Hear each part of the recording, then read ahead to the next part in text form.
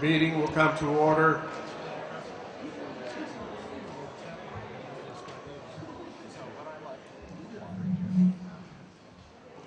I want to remind everyone that you should check in before you take your seat. You also will receive a name tag.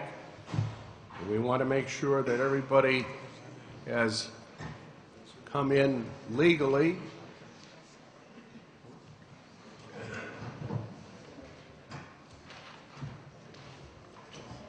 I'm going to ask Mrs. Searles if we have a quorum.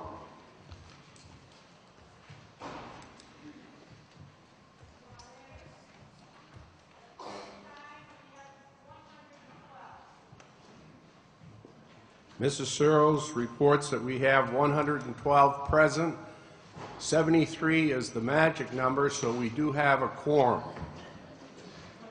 At this time, we will have an invocation which will be given by Reverend Rich O'Donnell, pastor of St. Michael's Church, and who also happens to be the chaplain of the Brattleboro Fire Department and the chaplain of the Brattleboro Police Department, and rumor has it that he will be the chaplain of the Professional Firefighters of Vermont sometime in June. Father O'Donnell.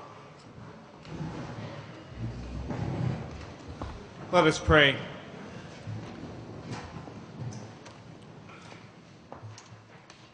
God, our Creator, we ask you to bless our meeting this morning, but most importantly, bless our community as we continue to work together for the good of all those who live within our blessed community.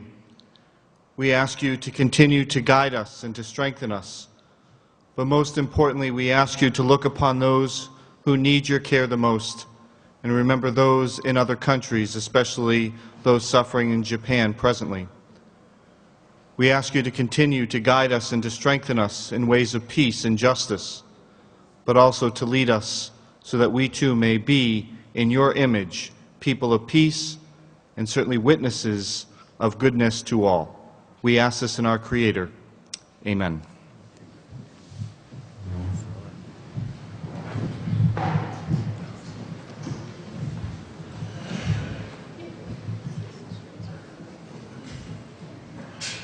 We will now have the Pledge of Allegiance. Boy Scout Troop 405, Nelson Congleton, Spencer Olson, and James Frizzell.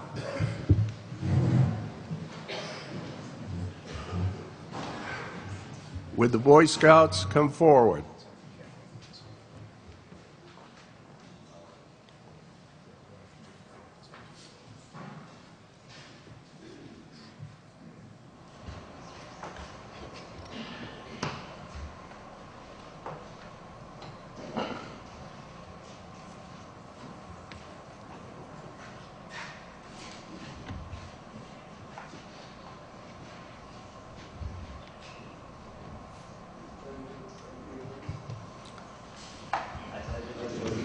To the flag of the United States of America and to the republic for which it stands, one nation, under God, indivisible, with liberty and justice for all.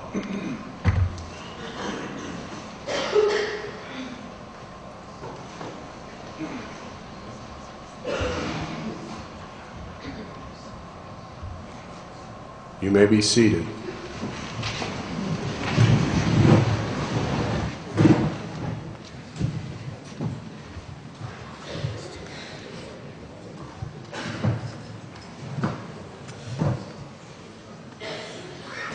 We'll now have the opening and closing paragraphs of the warning for this meeting being read by Town Clerk Annette Cappy.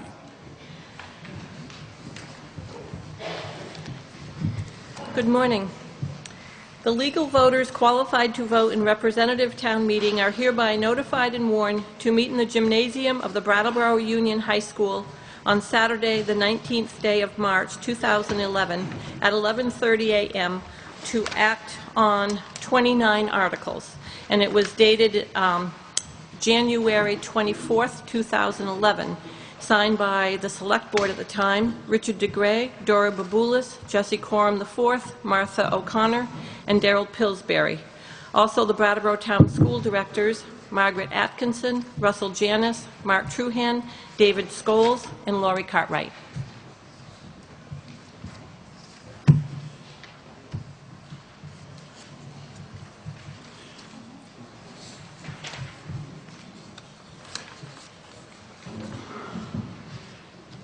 I will now review with you the rules of procedure for our meeting.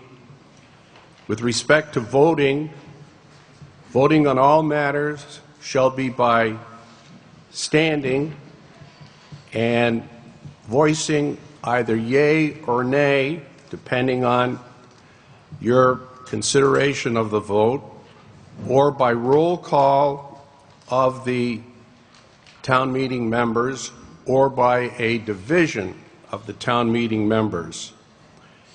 A division of town meeting members shall be held in the discretion of the moderator or upon the demand of 3 or more members. A roll call vote shall be held on the demand of 6 or more town meeting members.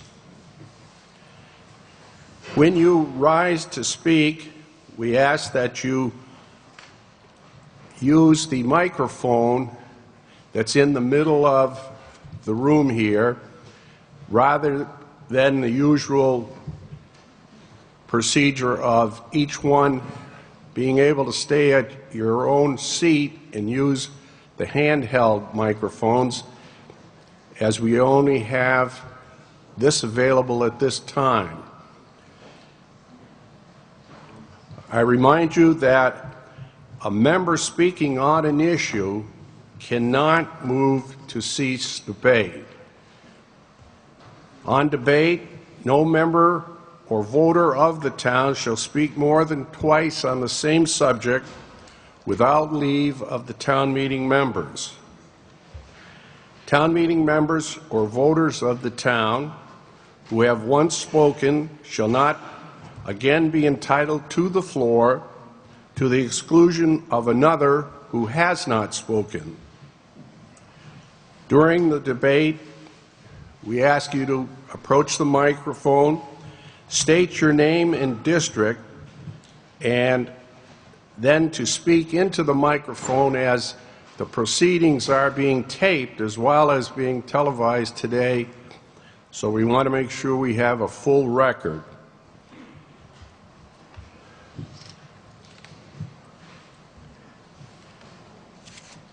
There has been circulated the town meeting day survey that for many years has been prepared by Senator Bill Doyle from Washington County, and if you are interested, you can fill out the survey and leave the results here on the table as you leave. The BUHS Swiss Exchange Program, which is now in its 32nd year, is providing coffee, tea, and treats, and will be at their station out in the entryway during the meeting, and also will be here after lunch. And we hope that you will support this group. In 3 weeks, they will be going to Geneva and Paris for a visit as well as an educational trip.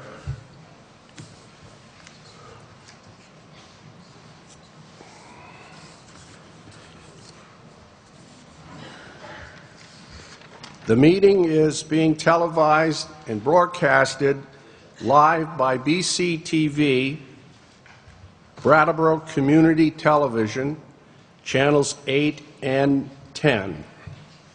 The meeting is also being interpreted for the deaf and hard of hearing by Corey Brunner and Elizabeth Bajurk.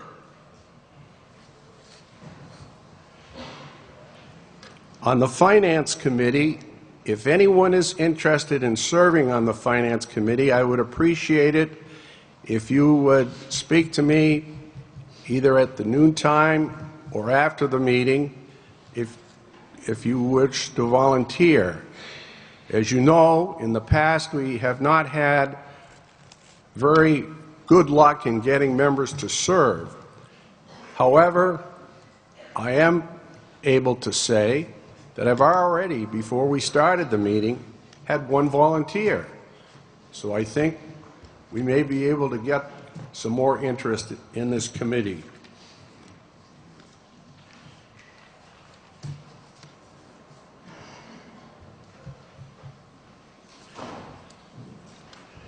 Under Article 29, which is the transact any and all other business to come before the meeting, in order to make sure that we're prepared to deal with that article, if anyone has a resolution that they wish to offer, we would appreciate it if you could deliver it to the chair or to the town clerk here today by the close of the noon recess.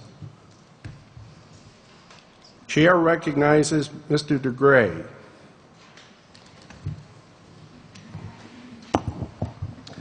Thank you, Mr. Moderator, and sorry to hear about Georgetown. I did have VCU.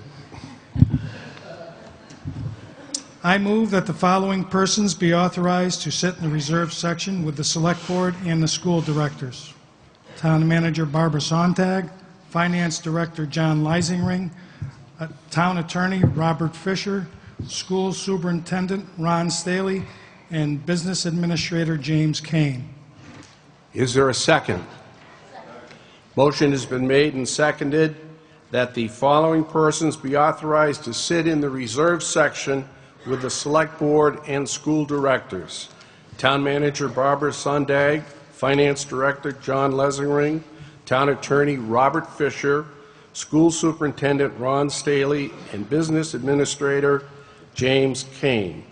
Are you ready for that question? If so, all those in favor kindly rise and remain standing until counted. You may be seated. Those opposed, kindly rise and remain standing until counted. The vote is unanimous, and the people may come forth to be seated.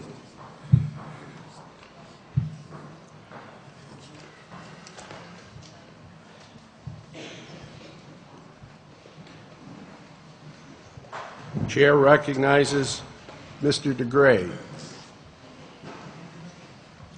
Thank you, Mr. Moderator. I move that the electronic media be permitted to remain in the reserve section.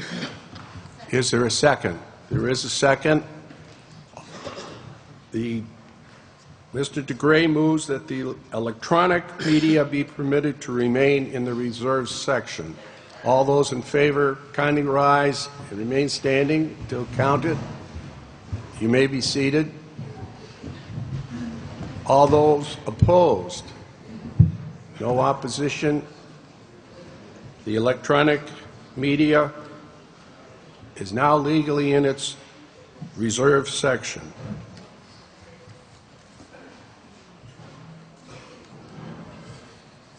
Mr. DeGray. Thank you, Mr. Moderator.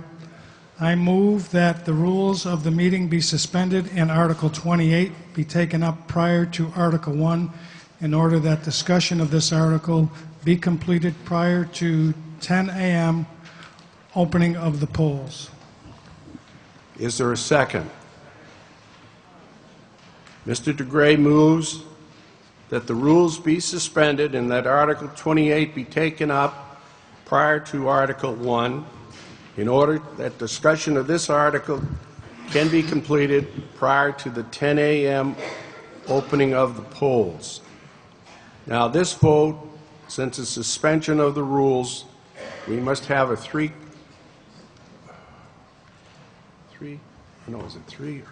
two-thirds vote. All those in favor kindly rise and remain standing until counted. And I'm going to... You may be seated. Those opposed, kindly rise. You've achieved the necessary vote, and we will now take up Article 28. Chair recognizes Mr. DeGray. Thank you, Mr. Moderator.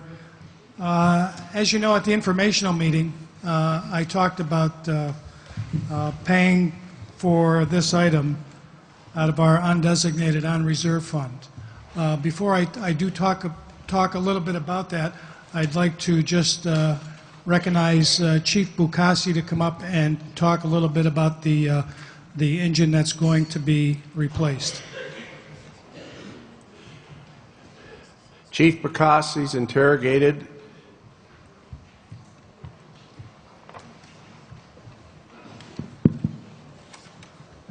Good morning. For those of you that don't know me, my name is Mike Bukasi. I'm the Brattleboro Fire Chief. We're asking for funding to replace a 1971 pumper truck that's stationed out in West Brattleboro at Station 2. This truck was refurbished in the mid-1980s with a new motor and a new body. The truck, which will be 40 years old this summer, has almost 74,000 miles on it and thousands of hours of engine time, where it's either been pumping at the scene of an emergency or sit idling. The truck now is really starting to show its age. There's severe rusting issues to both doors on the cab. Both front fenders have rust showing where they're actually starting to separate from where they connect to the truck. There's a hole that's routed through the floorboard on the driver's side. The driver's door does not shut or open properly at times due to rusting and where the floor is starting to heave from some corrosion. And also the frame is beginning to show some deterioration. I've got some preliminary estimations on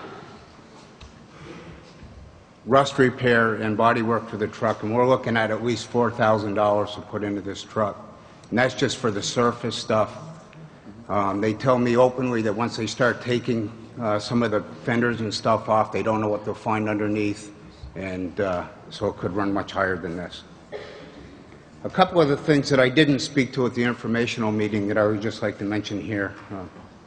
The drivetrain on this truck, which is 40 years old, runs the pump. The drivetrain, the pump, and everything that goes with it, you have to remember, are also 40 years old. And just one other thing I'd like to add, that if you have a 40-year-old car, you're driving down the road, the car quits, you coast it to the side of the road, you call a wrecker, possibly get it fixed, or you might even take the plates off it and walk away from it. You've got to remember that this truck, when it's pumping out a fire, is 40 years old. If this truck quits, there's a good possibility that there's a firefighter on the end of the hose that this truck is supplying water to inside of a burning building. We really need to keep that in mind as you debate this issue. And I really hope you can support it. I'll entertain any questions if you have any. Any questions of Chief Bukasi? Mr. DeGray? Thank you, Mr. Moderator, and thank you, Mike, for that update. At the end of the day, as I have talked to various people, we all believe that we need to replace the fire truck. The issue here today before us is the best way to pay for it. And under the general fund article, we'll be making a motion to use money out of our undesignated, unreserved account. But make no bones about it, the true issue is getting the truck. And if you believe that we should do it with a bond, then you should vote yes. If you believe that we should pay for it with cash, or if there are any other amendments up there, then you should vote no. Now, someone's going to say, what happens if it's yes and yes to the amendment in the general fund, and it was yes with the bond vote? The question would be is that the board would realize that, I would hope that my colleagues on the board would say the true intent of the body was to make sure that we got the truck, but they wanted to use the undesignated, unreserved funds, otherwise they wouldn't have voted for it. So if they both pass, then I would support using the undesignated, unreserved fund. But please keep in mind that the true issue today is getting the truck. How we pay for it will be a debate later on here today. I support what Mike said. Our toys are much more expensive than the ones that we have at our houses, and they cost a lot of money. And so I'll reserve the rest of my comments about the potential for saving money when we get to the general fund. Thank you. Any further discussion? Mr. Agavi.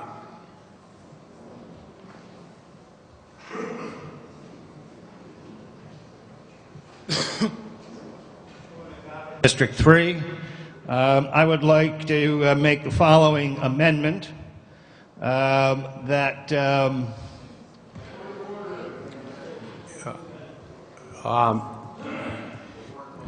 Are you making an amendment to Article 28?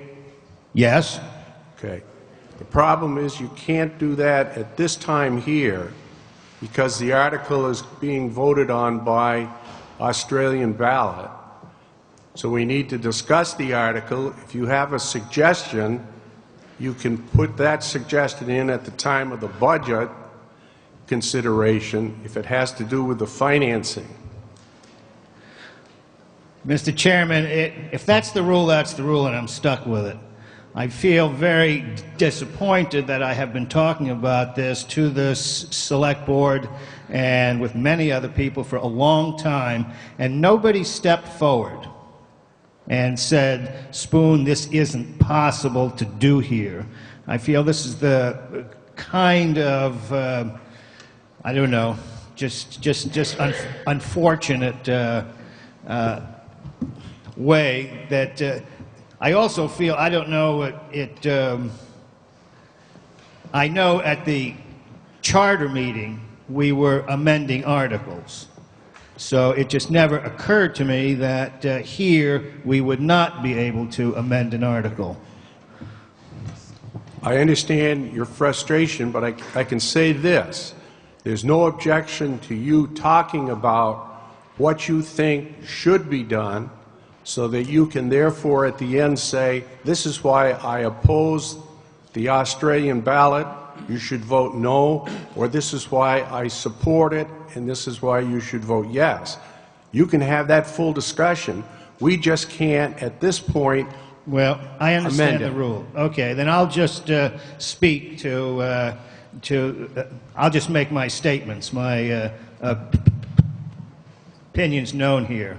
And it concerns, as many of you here are aware, because I have put this information out fairly widely, that I am arguing, or I am recommending, that the money not be loaned from a bank where we would pay a considerable amount of interest, anywhere from about $125,000 to $250,000, depending on the size, on the interest rate, and that the money be transferred from the undesignated, unreserved fund.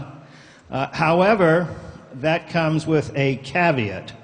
Well, let me say, number one, I will argue later that this is a normal operating expense, or this is an example of a normal operating expense, and should actually just be coming out of the town budget, quite simply, and be paid for in taxes each year rather than a loan.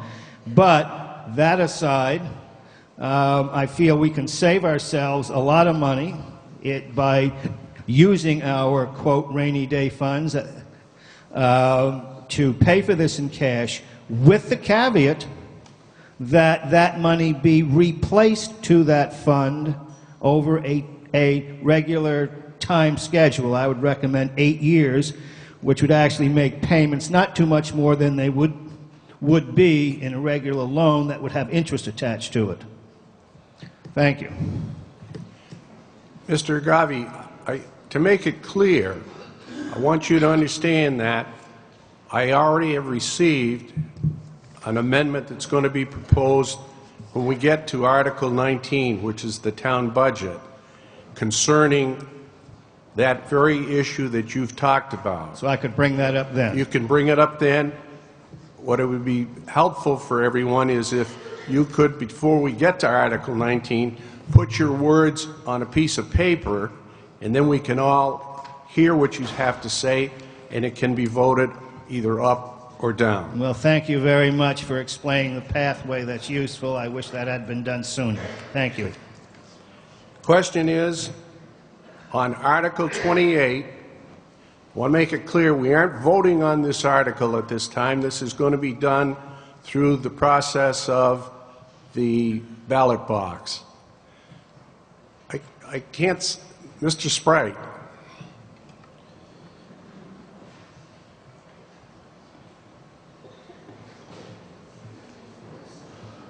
I don't have any comment on the article itself, but I was going to propose that if it would help, that maybe we could, after a little bit of discussion of this, do a straw poll, and that might help inform people's voting on this. I don't know if that is allowed or could be considered.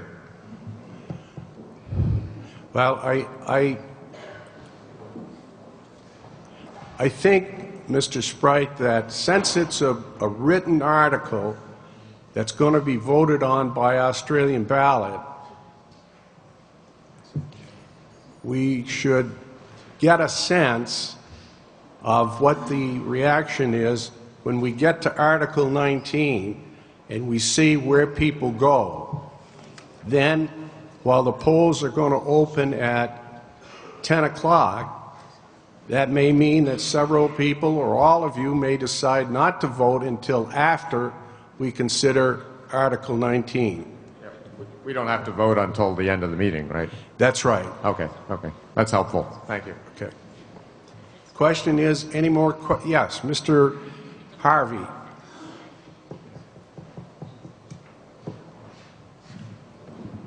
George Harvey, District 3. I have a problem, which is that when you put a dollar sign in front of a number, I instantly go into confusion. And what I want to do here is just make sure that my understanding of this article is, in fact, what it is, which is not that we are committing to buy a fire truck or not commit to buy a fire truck. What this article is about is whether we should get bonds for the purpose of that fire truck. Is that correct? I'm asking Mr. DeGray. Mr. DeGray is interrogated. Thank you, Mr. Moderator. No, this article question is for the purpose, the purchase of the fire truck, Article 28, which you will cast a vote on. The issue with what Mr. Agavi and I, who have two different tracks here, have thought about a different way to pay for the fire engine. But the article question, as it is written, is to vote on the purchase of. So let me just give you the example. If Mr. Agavi and I, and any other member here today, didn't have any other proposals for this, we would be voting up or down to purchase the fire truck. So you can go and vote, and if the vote is no, and if the vote by the body with any amendments on the fire truck is no, guess what? We don't get the fire truck. So at the end of the day, the vote up or down is for the purpose of the purchase of the fire truck. So if I want to get a fire truck but I don't want to have bonds issued, then what I should do is vote in favor of this?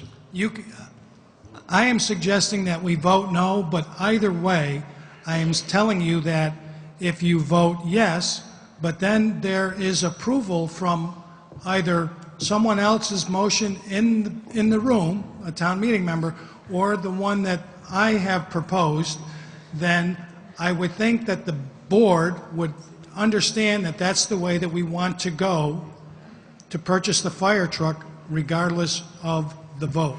I'm asking you to vote no, but to me it's a moot point unless all the other amendments that are brought forward are voted down. I'm still confused, and I have to apologize for this. Okay. If I want to buy a fire truck and I don't want to issue bonds, Correct. what should I do with I'm Article I'm 28? asking you to vote no. You're asking me to vote no. Vote no. But what I'm asking is that the reason why you're saying vote no, so that we can buy our fire truck without issuing a bond? That's right. Okay. That's my So belief. if I But want to do but that- okay, let me, excuse me for interrupting you, but I want to make it clear. I want to make it clear, and I see a lot of people nodding their head, at the end of the day, the goal is to have a fire truck. That is the goal. The issue is, which way do we want to pay for it if you're in support of it? Now, there's people in this room that may not support getting the fire truck. They're going to vote no. And they're also going to vote no with any amendments made, and that's fine. I am fine with that. You have to do what you have to do. Well, I just want to make sure that I understand my route here, and I think I'm getting some clarity out of this, but perhaps I should ask other people in the audience, should I pursue this? Okay. Question is on Article 28, Dr. Copens.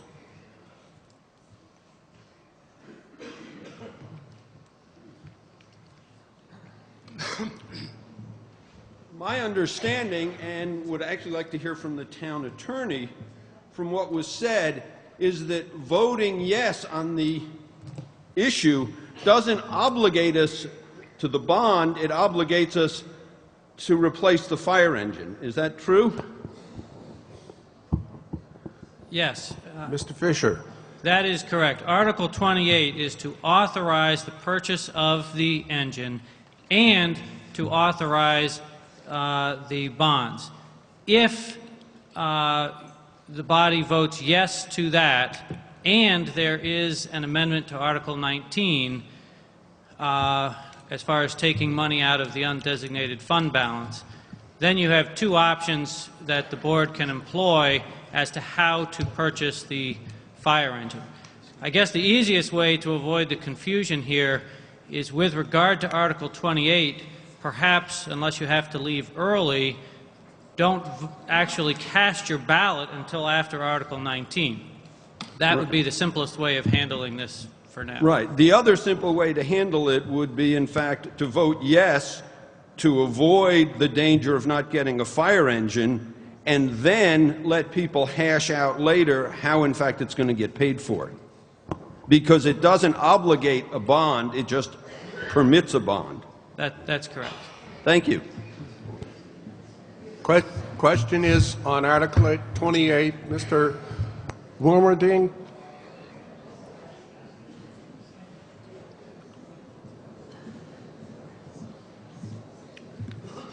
John Wilmerding, District 3. I went to the main station downtown and spoke with some of the fire personnel about this issue. I did not see the engine because it's in the West Brattleboro station. But I have a question. I learned that this is actually one of 4 pumpers that the department owns, and we haven't heard it spoken to as to whether it's town policy to maintain 4 pumpers. I think that this is worth our consideration, given the fact that we are entering a time of sort of budgetary straits or something of an austere time. And I'm wondering if that is town policy and if we should be moving toward actually using operating reserve funds to purchase a 4th pumper. The administration is interrogated. Ms. Sundag. Thank you, Mr. Moderator. That question actually was the question of do we need 4 engines? Was discussed during the budget process. What we will find, there's no doubt that if you need 4 engines, that engine needs to be replaced. It's done its service. And what we have found is that in 2009 we used to actually have 5 engines. In 2009, the decision was made to reduce by one the number of engines that we had, so we went down to the 4. And what we then did is we went and looked at a couple of sources, the Insurance Service Office ISO rating, and that's your kind of your fire insurance ratings. And they use a number of things to evaluate, to kind of give guidance on what kind of equipment you should have, and in doing so, it impacts everyone's insurance ratings here. One of the things that I think is most pertinent in this is that for the maximum credit and schedule, you would have, for a town our size, you would have to have 3 basic fire engines. However, then what they do is you go, that's just for our size, then they look at what things do you have in your community. So we are considered, they recommend 4 engines if you have communities with schools, healthcare facilities, high-rise buildings, and explosive product plants. And Brattleboro has all 4 of those. And for this reason, it was because of both our ISO and actually that's also from the National Fire Protection Association recommendations of number of pieces of equipment you have. Those are the reasons that the board made the decision that 4 engines was a necessity in Brattleboro. Just for other people's, and again, this is kind of side information that doesn't necessarily impact the decision as much. But for comparison purposes, Hinsdale, Chesterfield, Dummerston, Putney, and Guilford all have 3 engines. Greenfield, Keene, and Hartford have 4. Question is on Article 28. Are there any further questions? Mr. Cook?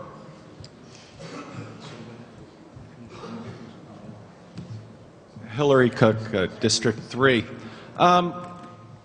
This is going to be determined by Australian ballot, and I stood last month in favor of a transparency in Australian ballot, so I simply want to make a statement to my constituents in District 3 that I will vote to approve a fire engine, and I will vote to have this not bonded. So I simply want to make that statement as a matter of record because I felt very strong that, that our votes should be a matter of record. Thank you. Chair recognizes Ms. Baboulas. Thank you, Mr. Moderator. I'd just like to get a little clarification because when I'm reading in the language of the article is that what we're voting on is a bond. I mean, that's why it's Australian ballot in the first place. And not to vote to purchase a fire truck. That can happen when we take up the budget. I think there's a little bit of confusion because if you read the article, that's exactly what you're voting on. It's voting on a bond. Questions on Article 28? Dr. Fagelson?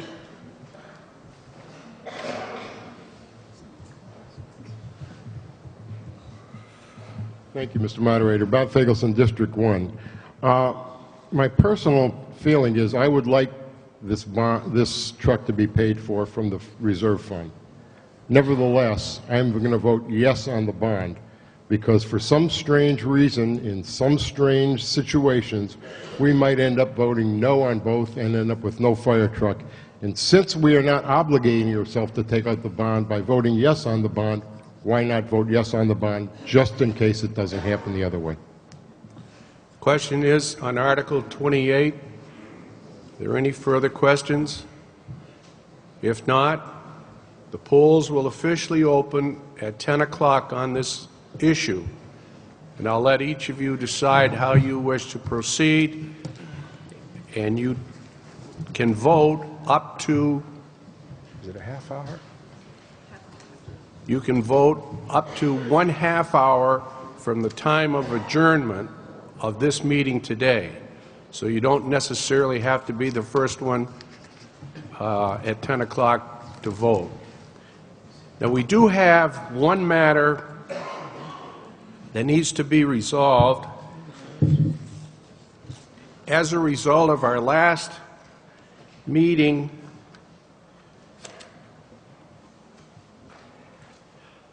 on February 5th, when we had the charter change reviewed.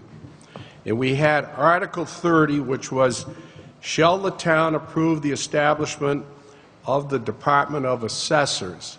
This is the article that was offered by Mr. Burrill in the form of an amendment. We never did take a vote, and we feel that in order to be consistent with what the objectives of the procedure and the statute is, that we should take some action on that article so that we have done full consideration. And it's been suggested that today we pass a resolution to the effect that a committee be established by the moderator in order to discuss the article as amended, as proposed by Mr. Burrill, and that committee report back to this body at its next special meeting, if there is one, or at the next regular meeting of this body. Now, if there's no objection, we'd like to propose that now and have any comments that anyone would wish to make, and then take a vote. Does anyone have any comment on that proposal? Okay, hearing none, all in favor of appointing a committee, which we will do today before we adjourn, so everybody will know who's on first. Mr. Yes, I probably should have a... Okay. The motion's been made by Mr. Carlton and seconded that we appoint a committee to discuss the charter amendment as proposed by Mr. Burrill to establish the Department of Assessors. Mr. Barber.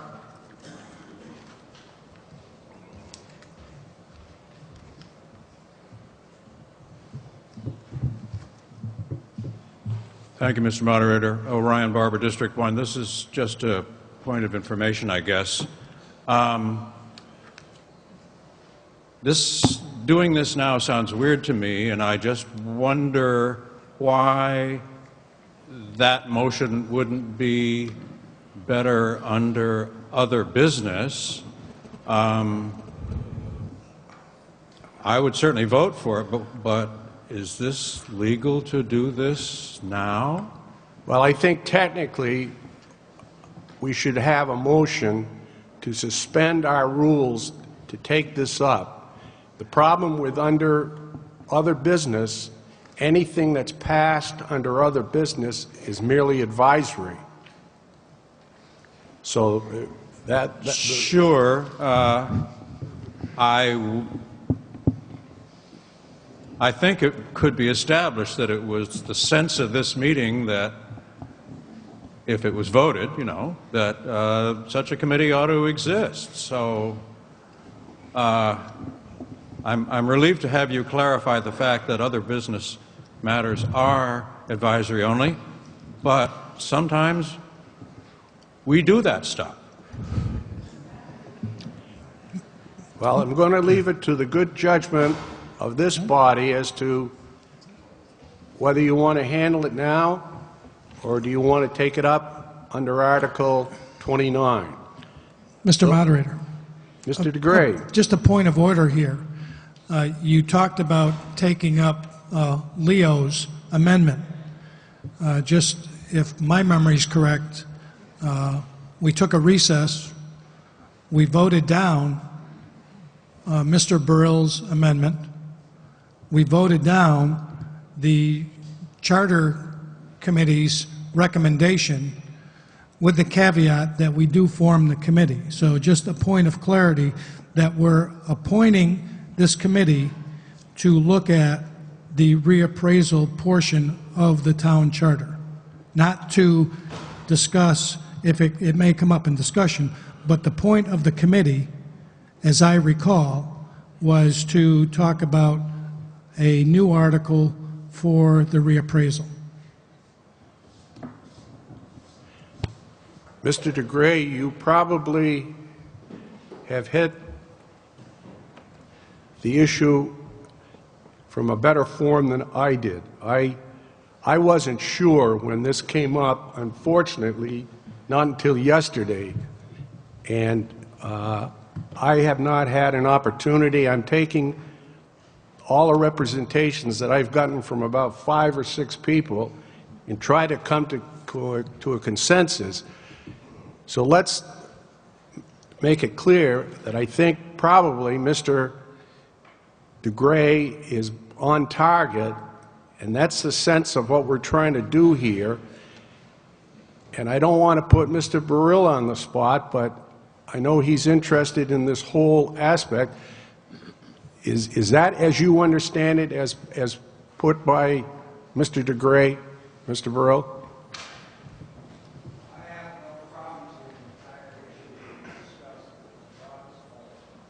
Okay. Now, is everybody ready for the question? The question basically is now that the issue of the Article 30 that was before the meeting on February 5th, 2011, and in accordance with the vote at that meeting, that the board or the members now establish a committee to discuss and make recommendations to this town meeting membership at a later date. All in favor, kindly rise and remain standing until counted.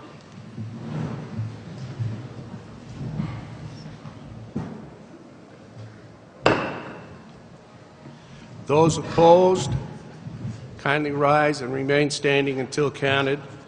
And you have adopted the resolution. And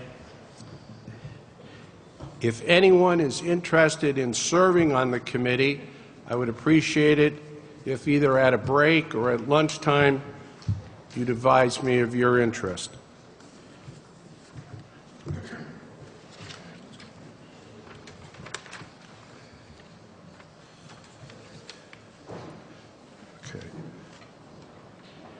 Are we on Article 3? Mr. Agave.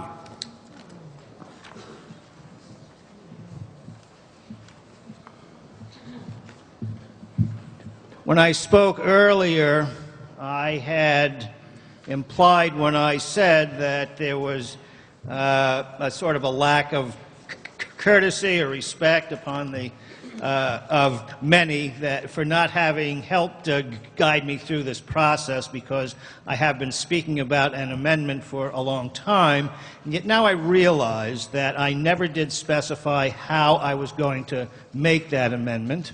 And so it's reasonable that nobody might have stepped forward, not expecting that I would have attempted to make the amendment now. And so I apologize to all of those who might have felt a little bit offended or miffed that I was making an implication or an accusation that really wasn't quite true. Thank you, Mr. Agave. We'll now turn to Article 1, and the chair recognizes Mr. Truhan.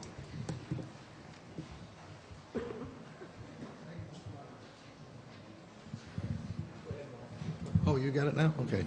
Thank you, Mr. Moderator.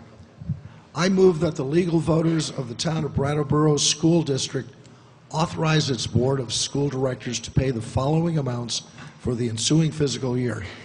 To its school directors, the sum of $2,000 each, except that the chairperson shall be paid the sum of $3,000. Is there a second? Motion has been made that the town school district authorize the school directors to pay the following amounts for the ensuing fiscal year to its school directors. Sum of $2,000 each, except that the chairman shall be paid the sum of $3,000.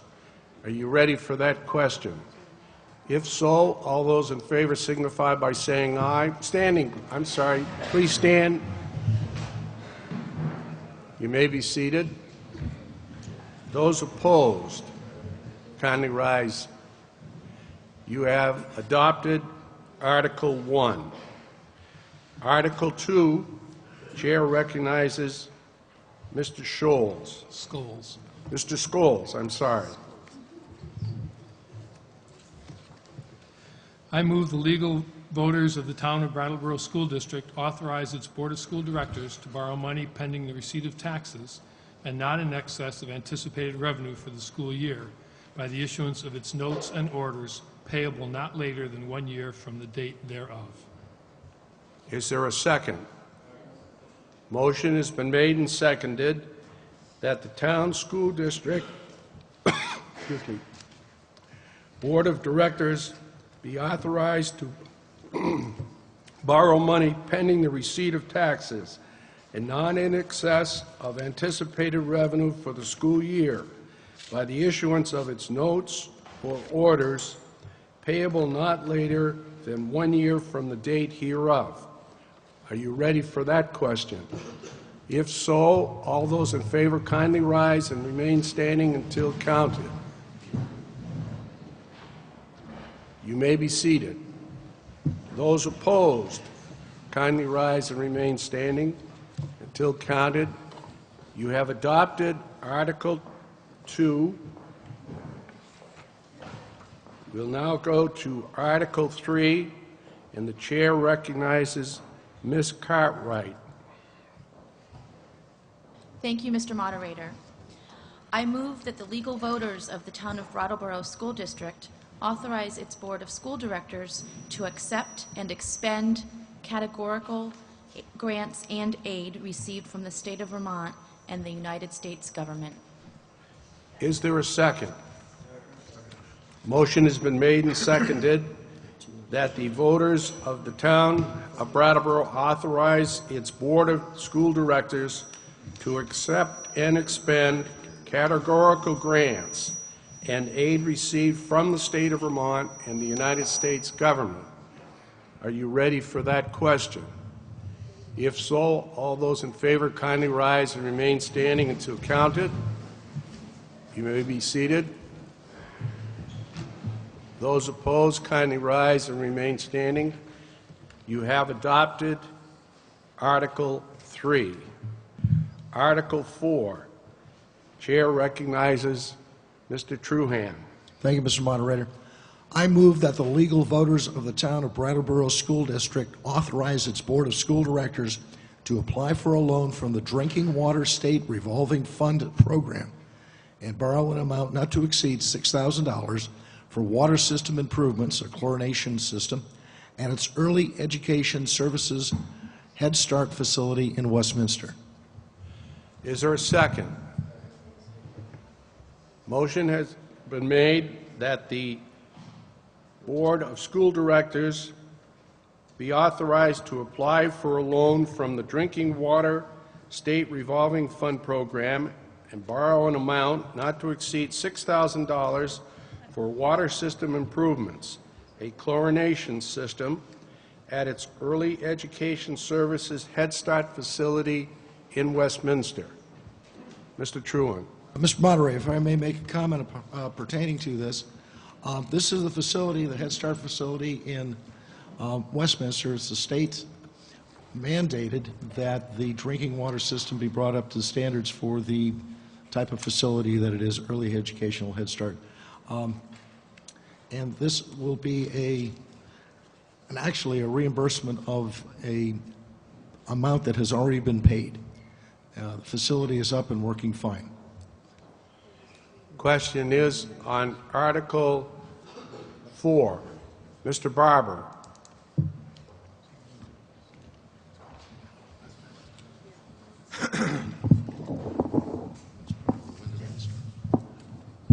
Ryan Barber, District 1. This is just another opportunity for me to display my ignorance. I'm curious about, this sounds like a good thing to do, but it's in Westminster. But it's something to do with Brattleboro, so I'd like to have that explained. Thank you. Thank you. Member of the board is interrogated. Mr. Truhan. Oh, I'm sorry. Yeah, I'll do it. Ms. Atkinson. Thank you. This is always a good opportunity to educate this body to the fact that the Head Start services in the county the Brattleboro Town School Board is the umbrella organization for all the operations of this is infant and which is early Head Start and toddler Head Start programs here in Brattleboro, up in Westminster, and in home-based centers throughout the county. So the building in Westminster is, falls under our purview because the Head Start falls under our purview. This is, these are services delivered by early education services down on Burge Street to the folks of you who want to know where the local program is. This article is revenue neutral for the town. The federal government required that we upgrade the drinking water system there. The work was done by SEVCA, and the article here is to pass this motion so that SEVCA can receive reimbursement for work that was already done. So just a plug for early education. It really is a very important service that we deliver to children here in Brattleboro and throughout Windham County, and gets kids ready to come to our schools. Thanks. Question is, shall you adopt Article 4? Are you ready for that question? If so, all those in favor kindly rise and remain standing until counted. You may be seated. Those opposed, kindly rise and remain standing until counted. And you've adopted Article 4. Article 5, the chair recognizes Mr. Janis. Thank you. I move that the Town of Brattleboro School District, pursuant to 24 VSA Section 2804, establish a reserve fund under the control and direction of the school board for the purpose of operating the schools. And if I may comment on that, if seconded. Is there a second? Second. Motion has been made and seconded that the school district of Brattleboro establish a reserve fund under the control and direction of the school board for the purpose of operating the schools. Mr. Janis. Thank you, Mr. Moderator. We have, from time to time, been running surpluses, and it's been suggested by town council that we establish a reserve fund, and also this will be connected to the next two motions, and to make allocations to the reserve fund or to put it towards expenses or towards revenues for the next year. The relevant statute talks about that. I'll just read it as I did the other night. If the audit reveals that a school district has surplus funds, the school board shall carry the funds into the next year as revenue, which is what we've done in the past, unless authorized by the voters at an annual or special meeting warned for the purpose to, one, either deposit the funds in a reserve fund established pursuant to statute, or two, to use the funds for a specified purpose. So we are proposing that we establish this fund so that we can hold some of that money and not use it all towards expenses, revenue to offset expenses for the next year, but also for the current year that we're voting on today, but also to keep it for the future. And I can speak more to questions or as we hit the other other motions. Thank you. Question is, shall you adopt Article 5? Mr. DeGray? Thank you, Mr. Moderator. Is there a time limit in which you have to use undesignated, unreserved funds as you're trying to establish this? Do you have to use them up within a year when you receive them, or can this pool of money, if there is a surplus, go into this account? And or does the surplus have to be voted on every year when you have it to go into the account, also with the establishment of this? Mr. Janis is interrogated. It looks like the town council wants to jump in first. Thank you, Mr. Moderator. Mr. Fisher. Thank you. Once the reserve fund is created and the money, if approved, goes into that, it has to be used for the purpose that the reserve fund is created, for which the reserve fund is created, to speak properly here. And it cannot be used for any other purpose unless town meeting votes to use it for some other purpose. So it will sit there. There is no timeline that it must be used within the next year, next 2 years, next 3 years, but the reserve fund is set up and it continues until this body votes otherwise. Does that answer your question? Mr. Janis? Yeah, and in the motion, the purpose is for the operating schools, and so I agree that I don't think there's a timeline of when we use that, but the notion is to sort of smooth out the ups and downs in budgets in the future. Mr. Moderator? Mr. DeGray? I just want to get clarity in terms of using the money once the fund is established. Is that, does it always have to come back to this body for use? And also, if in this year's budget that we're adopting today, if there's a $500,000 surplus, does that surplus automatically goes into that fund that we're establishing right now? Mr. Kane? The motion states that it's under the control and direction of the school board. It's the intent of the board to come back to this body to get authorization to spend funds out of this fund. As you'll note, it said purpose of operating the schools. We realize that's a general statement, but it's the intent of the board annually or however often they need to at the annual meeting to come back to this body to request approval to expend those funds.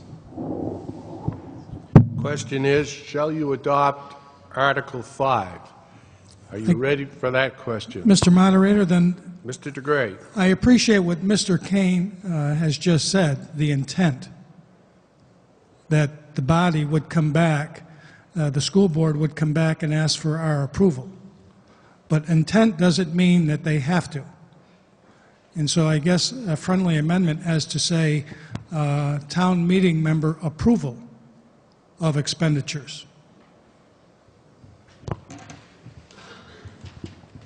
I would ask Mr. Janis if he accepts that as a friendly amendment.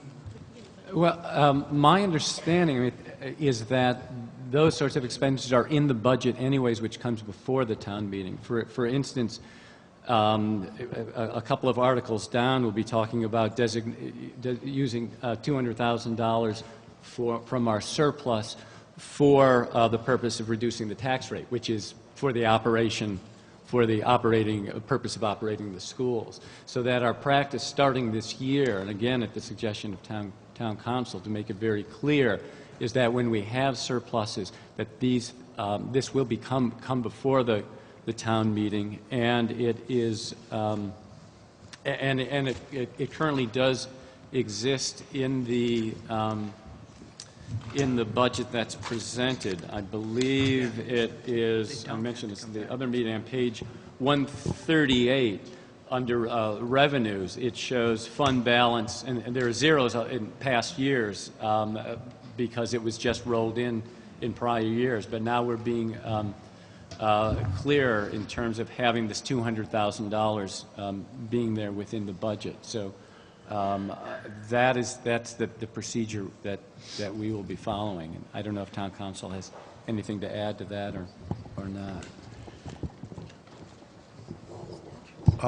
Mr. Fisher, what I'd like to do first is, we've got this amendment that Mr. DeGray has Well, proposed. Mr. I asked as a friendly amendment, so if Okay. Mr. Janis is not in favor of that, that's fine. Okay. We'll treat it as though he has withdrawn his amendment. Thank you. Mr. Fisher. Thank you, Mr. Moderator. Just wanted to clarify that with respect to once a reserve fund is created, it is under the direction of the school board. The school board, while it may intend to come back to town meeting and ask and tell or ask town meeting, it's not required to do so. So once you create the fund, it's under the direction of the school board, and the school board then would be able to expend the monies in that fund for the purpose, which in this case is the operating expenses, without coming back to town meeting. If they wanted to use that for some other purpose, not the operating expenses, then they would need to come back to this body. So just want to clarify that as far as if it avoids, well, not avoids, but might help further conversation here. Question is on Article 5. Dr. Fagelson.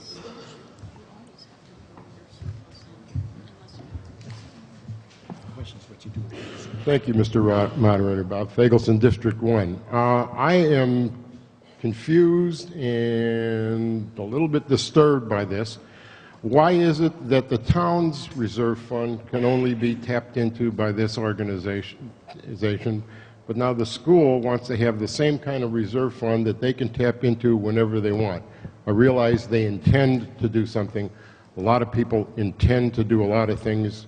Barack Obama intended to close Guantanamo Bay, but sometimes the intents don't follow through. So I would like to know what the difference is between this reserve fund and the town's reserve fund, and why this one does not need our approval and that one does. If somebody could explain that to me, I'd appreciate it. Mr. Fisher? Thank you, Mr. Moderator. The reason is the statute. As Mr. Janis pointed out, the state school statute requires that a surplus shall carry, or that the school board shall carry the funds into the next year as revenue. And there is no such corresponding state statute with regard to a surplus on the municipal side of things. Well, you asked why it is here that you're creating the reserve fund. The school statute says you have to carry that forward as revenue unless you do one of two things. You vote to create a reserve fund for purpose, which here is operating funds, or use the funds for a specified purpose. Each of those has to be voted upon by town meeting. So the difference is if you don't do either of those, their surplus automatically is carried forward as revenue, which would offset the expenditures. Essentially, theoretically, next year the tax rate would be lower. So the idea of this is to even out the taxes. Don't have a problem with that. What I have a problem with, once the money's in the reserve fund, who gets to say how that's spent? Who? Not No. according to them. The monies in the reserve fund are under the control and direction of the school board. End of story. Question is on adoption of Article 5. Mr. Everett. Mr. Moderator, Dart Everett, District 3. I would challenge that interpretation. We do three things. We vote to authorize, appropriate, and expend. And just because we are creating money and putting it into a reserve fund does not mean we are authorizing its expenditure. And that goes, and sometimes we take money out of a reserve fund as part of our authorization and spend it.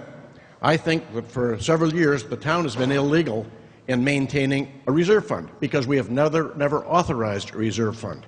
That money should be turned back into reducing our tax rates.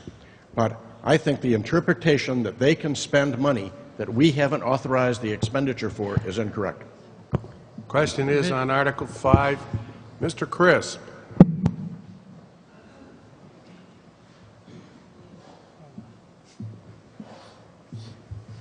Warren Crisp, District 1.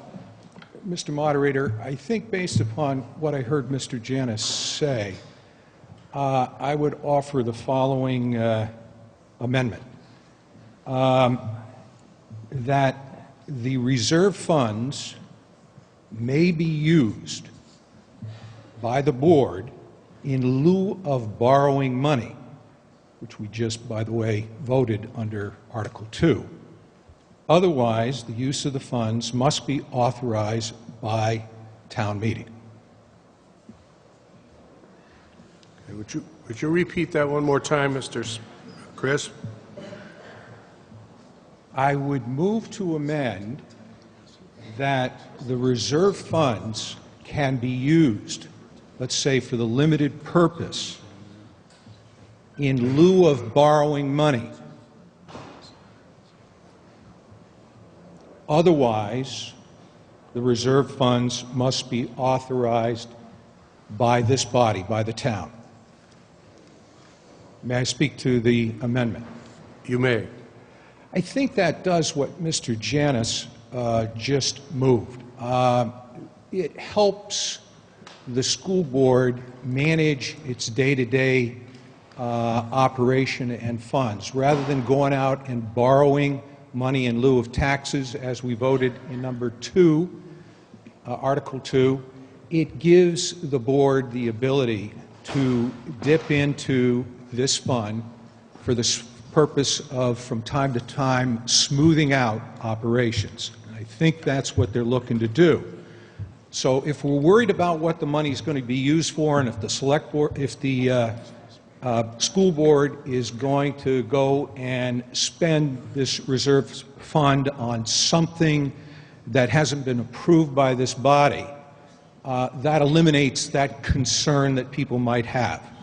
What it does is it simply allows the school board to operate as they have described it, more smoothly. They don't have to run to the bank to borrow money in certain circumstances because they can dip into this reserve fund. Jim, is that part of what you were looking for this money for? Mr. Kane is interrogated. Yes, the board would agree. I didn't hear you, Jim. Sorry. Yes, the board would agree to the amendment. Thank you. Is there a second? Okay, motion has been made and seconded that we amend Article 5 as proposed by saying that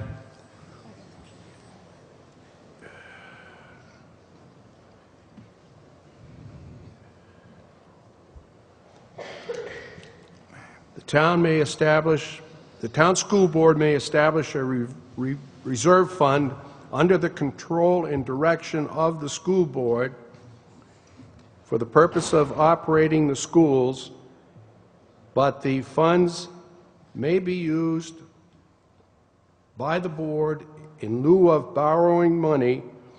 Otherwise, the use of the reserve fund must be authorized by town meeting. Is that the sense, Mr. Crisp? Okay. Dr. Fagelson. Point of information. Bob Fagelson, District 1. We're talking about the school board borrowing funds. Could somebody tell me the last time the school board had to borrow funds to run the school? Top dollar in taxes always goes to the school, so I don't know that they've ever had to borrow funds. If they have, I'd like to know when. Okay.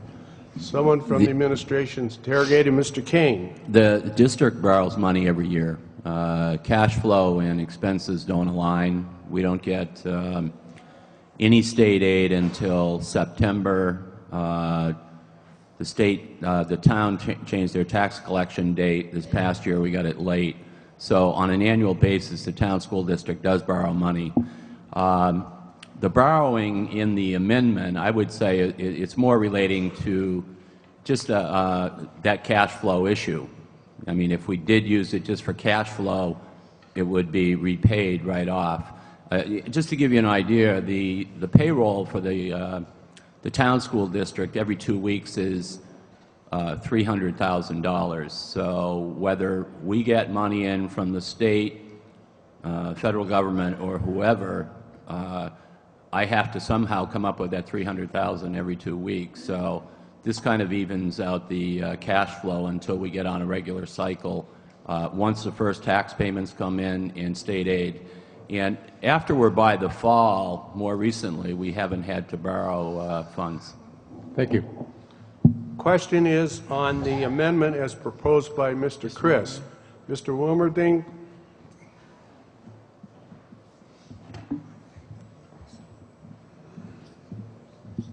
I'm sorry for my confusion, but I don't know if it's shared by others.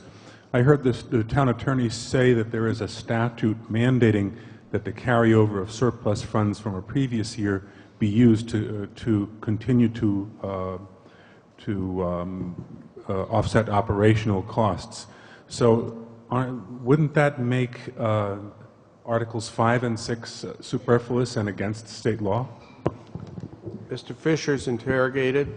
Thank you, Mr. Moderator. No, the statute says that the board shall carry the funds forward into next year as revenue unless you create a reserve fund for particular purposes. So the school board's recommendation here is to create that reserve fund into which this revenue would go, as compared to applying the carryover of surplus funds to offset let me back up.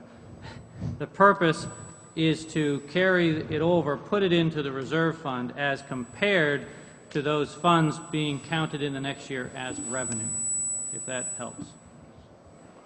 Question is on the amendment proposed by Mr. Chris. Mr. Davis. Thank you. Andrew Davis, District 3. If there was a future, a following year or future years, there's a surplus as well, does that go in? Does that roll into the revenue for the coming year, or go automatically into the reserve fund? Is there a limit to the size of this fund? I just think it's really good we're discussing this, because we're creating a new bucket of money. And is it a certain optimum size? It's not for a particular item. It's not like a capital fund. So if it's to even out operating cash flow, is there a target size? And then future, if there are future surpluses, would they again go back to becoming revenue for the following year? Which I know taxpayers probably like the idea of surpluses going into revenue for the following year. And if I'm trying to explain this to people in District 3, the idea that we've created another bucket of money, I'd like to know how big that bucket's going to get and what's going to happen if there are future surpluses. Thank you. Member of the administration, Mr. Janus. Yeah, if I can, and I really appreciate this discussion. The statute again says that if we don't do, if the body here doesn't decide to put something into a reserve fund, and that means every year, we could establish a reserve fund and put nothing in it. Every year, the default is that money is rolled over to revenue in the following year, which is shown in the budget. If we wanted to, we could do one of two things. One is to put it into a reserve fund, which is what we're establishing, or use the funds for a specific purpose. So if we wanted to use those funds to, put another roof on Academy or whatever, which we're not proposing, that would be there. And part of the question of the amendment that's on the floor, and if Town Council and Jim particularly would pay attention and clarify if I've got this wrong. Sort of as background, I mean, there are ebbs and flows in the expenses that we face. I mean, some of it has to do with how bad the winter is and whether there are leaks in the roofs and those sorts of things. A large component also has to do with special ed funding of who happens to move in and out of town, and there are a lot of things that are outside of our control. So for the years that I was chair, I think that in my last year there was a surplus, but other years there were deficits. Which did we have to borrow? We had to borrow, in answering that question, we had to borrow to fund those deficits. So establishing the fund is one thing, and then your question is funding it, and that is a decision that year by year we can't fund it unless there's a specific vote here, if I'm reading the statute right. And if we don't put it into a reserve fund, then it by default goes into revenue. But the suggestion, and that will be Margaret's motion, Article 7, is to use whatever we have left. I mean, if we pass the $148,000 in the next one to put into the reserve fund, then it'd be $200,000. So that is the intention. I don't know if it's a requirement, but it's the intention to come every year to sort of highlight, here's the surplus. And then, in the years where there's a deficit, there would be a loan within the budget. So, I mean, the point of all of this is to try to increase our transparency and not to be able to have some fund that comes along. And in terms of the amendment, unless we're doing something special, of doing something different, if we've got a bad snow season and we need some funds to go into it, I think that if we didn't take money out of this fund or out of other budget items to do it, by default, we'd have to be borrowing money. So I'm not sure, I'm not opposed to the amendment, but I'm not sure if it's necessary, because I think that's the default. We've got expenses we've got to face, and if we don't if we don't have money from someplace else, then the default is we borrow to cover those expenses, and then we come to you to at an annual meeting and let you know what the situation is and what's been done. So, on the amendment that's on the floor, I'm not sure if it helps or not. I'm not opposed to the principle, but I think that it's already there, and there Jim and town council can help of whether it's a needed amendment. Mr. Moderator? Mr. DeGray. One of the things, there weren't a lot of you at the informational meeting, but I have some issues here with Mr. Crisp's amendment. And one of the issues is that you're giving the town school board an open checkbook. And so as they're going through the year, if they see an expenditure that they don't have in a line item or it's overexpended, we have this pot of money. Well, that's my understanding. So that's an interrogation question for you, because I need clarity if I'm going to support that amendment as to say this isn't an open checkbook, because if you do have an unintended expenditure, if the boiler breaks, and you say, well, we have $300,000 in that account, we can go out and spend it, because otherwise we would have had to borrow money. So I need some clarification on that. And as I said before, here we are establishing reserve accounts, yet if you look through the audit, they have a deficit, and my feeling is that we should be paying our debt off with this reserve rather than borrowing money throughout future years, as you will look on 162 with the nutritional program. And so for me, the school board, a better use of some of those funds would have been, let's pay off our debt rather than borrow to pay off that debt because of that number there. And so I would certainly like to hear from Mr. Crisp. Maybe I'm wrong with my interpretation of his amendment. Mr. Crisp is interrogated.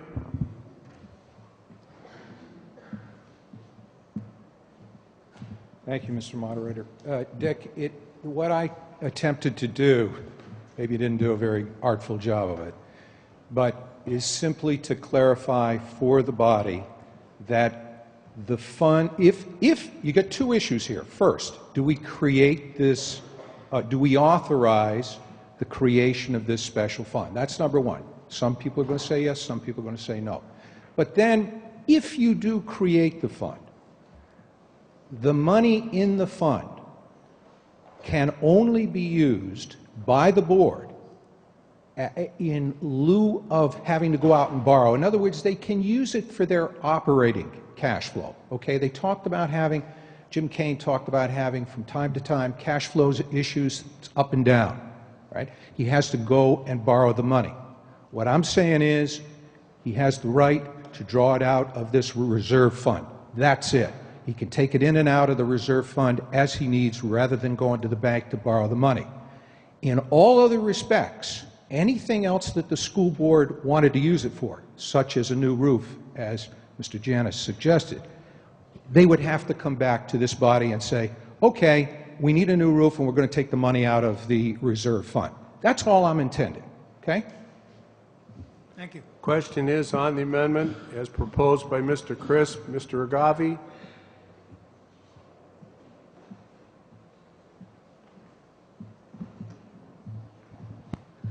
My years on the Town Finance Committee and all my years around the municipal building and studying this particular issue, I acknowledge that a reserve fund is important. It is not necessary, but it is important.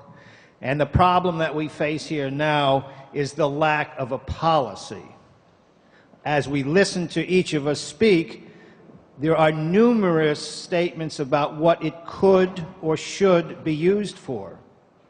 There is no policy either about how large it should be or what the minimum should be, and or how much may be used at any one time. And this is why such funds, when they are established without policies, become known as slush funds.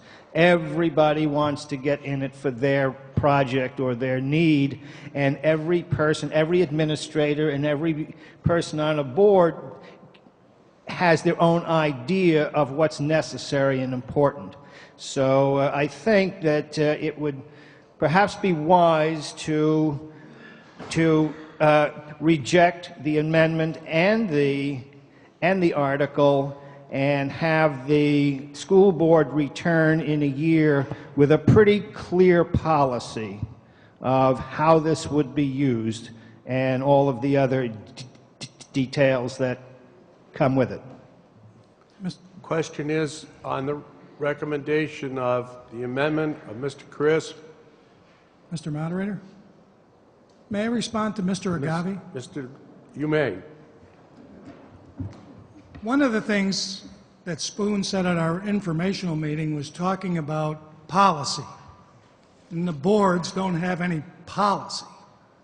Well, the truth of the matter is, you are the policy deciders of that money. And if the school board and the select board had policies about how we were going to use our fund and you didn't have any say over them, which actually our charter says you do have a say over them, there would be outrage out there by you saying, wait a minute, you can't tell us how to spend our money. You can't tell us the minimum or the maximum that we have in those accounts. So you are the policy makers here. And yes, we could have a policy for us, but it would be good for 1 year. And you decide for 1 year. We have no authority to dictate what future town meetings do, as this board does. We have 3 new members here this year, and every policy and every ordinance that we have is subject to change based upon our 3 new board members that say, I don't like that policy or I don't like that ordinance. So the truth of the matter is, we do have policy with this money. You're the deciding policy makers of the fund. And if you decide that you don't want to have it, then you vote not to have it. But it's your money and you make the decision. Far be it from me to tell you how to spend your money. I make recommendations to you, and the school board will, but it's up to you to decide if that's a good expenditure of money. And I hope that never changes, because that, to me, is good policy. Thank you. Questions on the Crisp amendment? Mr. Burrill.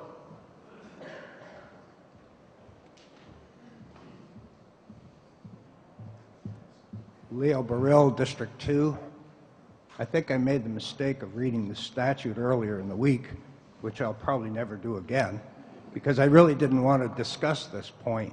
I did have the opportunity to raise the issue with Mr. Fisher in a phone conversation earlier this week. And after reading that statute, what I realized was that the town and towns apparently are giving a very liberal interpretation to this subsection A of this section 2804. And the language of that subsection is quite broad, I'll readily admit.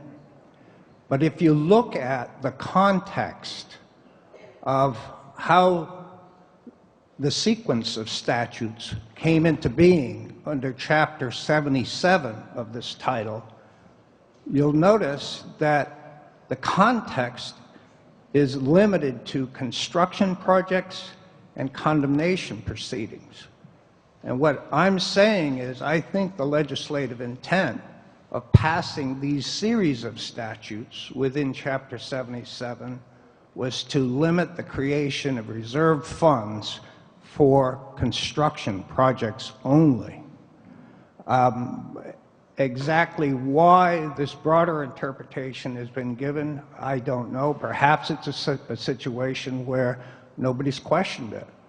But I would simply ask perhaps Mr. Fisher to comment further on the context of the entire section as it relates to when reserve funds of this type can be created under this chapter. Mr. Fisher's interrogated. Thank you, Mr. Moderator. The interpretation, not only from my office, but the Vermont League of Cities and Towns and Secretary of State's office, is that a reserve fund is a separate, dedicated financial account that is created to fund a specific municipal purpose. Reserve funds are created by the approval from a majority of voters at an annual or special town meeting pursuant to the statute 24 VSA 2804, and a reserve fund can be created for any legitimate municipal purpose. The Secretary of State gives examples of highway equipment, playground equipment, fields, you name it. So it has been interpreted not to only apply to condemnation for capital purposes, but to any legitimate municipal purpose. Thank you. Questions on the adoption of the Crisp Amendment? Ms. Atkinson?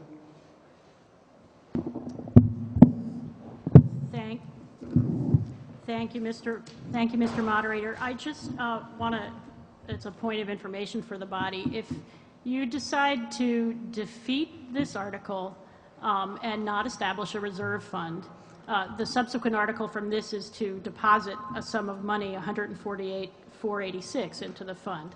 So that money, under statute, will automatically go to revenue for next year's budget. And the, which, you know, sounds good. What it would do would be to reduce the tax rate by 0.0097. So in the scale of our budget, $143,000, it's a lot of money to you and I, but it's a teeny amount. And so that would be the immediate effect of defeating this article. I would just say that we, again, would recommend it being approved because having that reserve fund allows us to even out the vagaries of school funding over subsequent years. And if anyone here has been paying attention to the discussions that go on at the state and national level, as hard as we work on our budgets, it's hard to predict sometime what the effects of state and federal government policies will have on our local budget. And having a small amount of funds to help stabilize the tax rate is a useful thing. Thanks. Questions on the amendment proposed by Mr. Crisp? Ms. Tunis?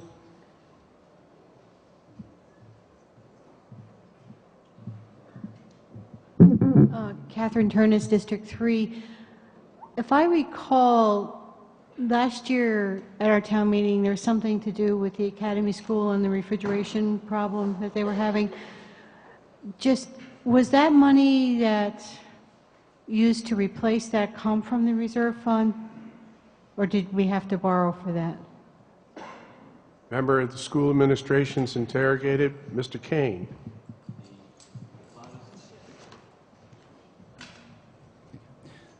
The funds for the replacement of the freezer at Academy were approved via a special article, and that was the year prior.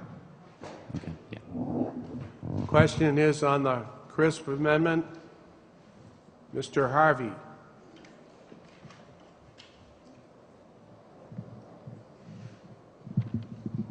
Thank you, Mr. Moderator. George Harvey, District 3. I think I'm actually getting more confused as we continue this discussion. When we started, I was looking at a thing where we were talking about for the purpose of operating the schools.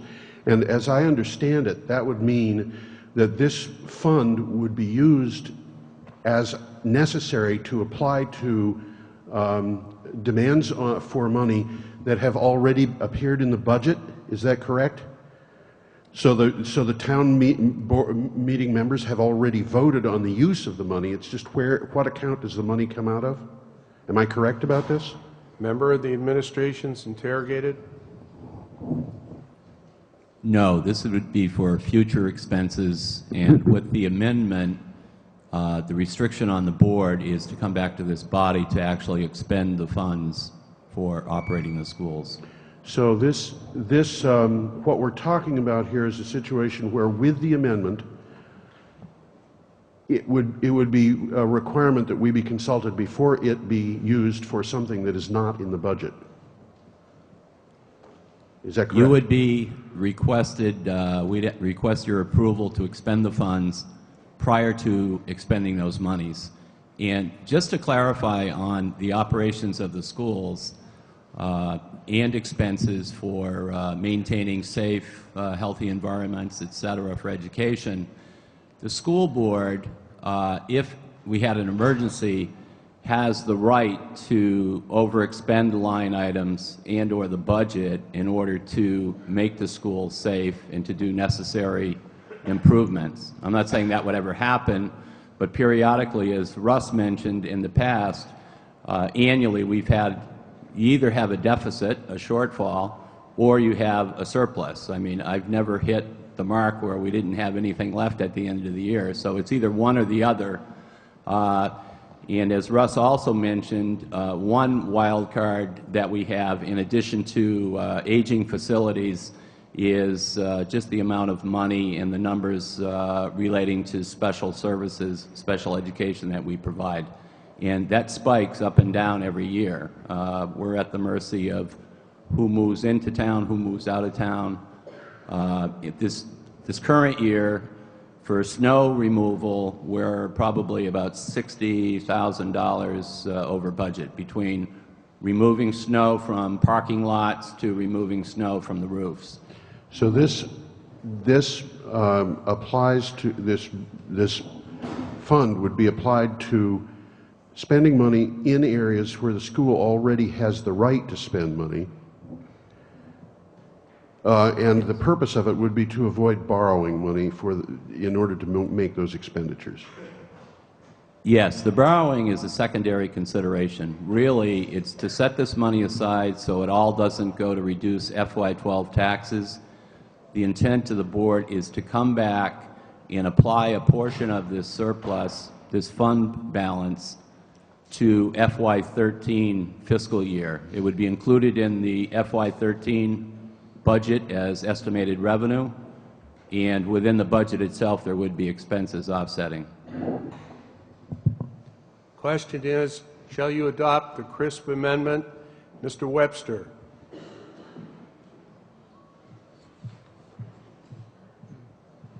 Don Webster, District 3. I think we're seeing another wonderful example of an American political system where we can take what seems to be a pretty simple concept and expanding it to the statute of the law was the legislative intent, and all that type of stuff. It seems to me quite simple. They are asking for a reserve fund to allow them to deal with fluctuations in their expenses, some of which are uncontrollable. I remember when I was a superintendent of schools, just after the budget was passed, we had a $100,000 expenditure for special ed case that moved into town. So there are issues, fluctuations in schools that are different from the town. And I think all they're asking for is the flexibility to deal with that and to ease out tax impacts over time. This body will have every year a budget which includes the revenues that are planned to be expended there, so you have all the control you want. And the other thing finally in the past is that I've found over the years that the Brattleboro School Board has been very responsible and transparent in what it has presented on its budgets. So this is something that's going to help them out a little bit. It's a simple thing. It doesn't have a great deal of impact on taxes. If Mr. Crisp's amendment is fine, I'm happy to support that. But I think the basic concept of the reserve fund is quite simple and quite justifiable. Question is, shall you adopt the Crisp amendment? Are you ready for that question? Okay. We'll take up the question on the Crisp amendment, which is to say, in addition to what the present amendment says, and that the sums may be used by the board in lieu of borrowing money, otherwise the use of said fund must be authorized by the town meeting. All those in favor, kindly rise and remain standing until counted.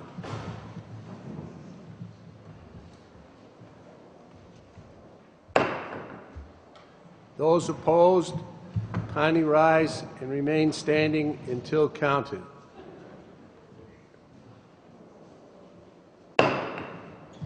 The ayes appear to have it. The ayes do have it, and you've adopted the amendment. The recurring question now is, shall you adopt Article 5 as amended? Dr. Fagelson.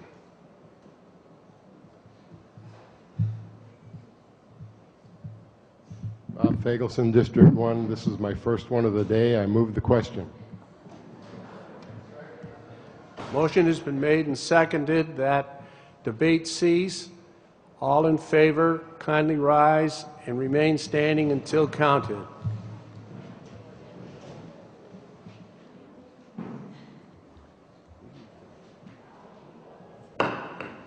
Those opposed, kindly rise and remain standing until counted. You may be seated. It appears to the chair that we would have had a two-thirds majority and that debate would have ceased unless somebody wants to call a division. No one requested division, so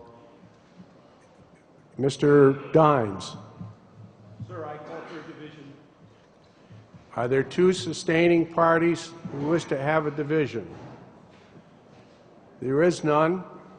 You need 3 people to have a division, so we will not have a division. And the vote is that we vote on the article as amended by Mr. Crisp. All in favor of adopting Article 5 as amended, kindly rise and remain standing until counted. Okay. Those opposed, kindly rise and remain standing until counted. You may be seated. The ayes appear to have it. The ayes do have it. And you've adopted Article 5. It's almost 10:30, and we'll take a 10-minute recess at this time and reconvene at 20 minutes of 11.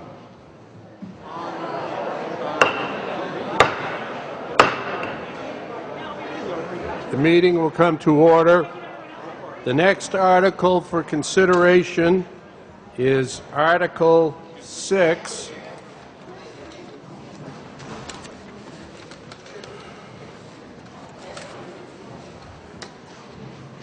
And the chair recognizes Mr. Janus.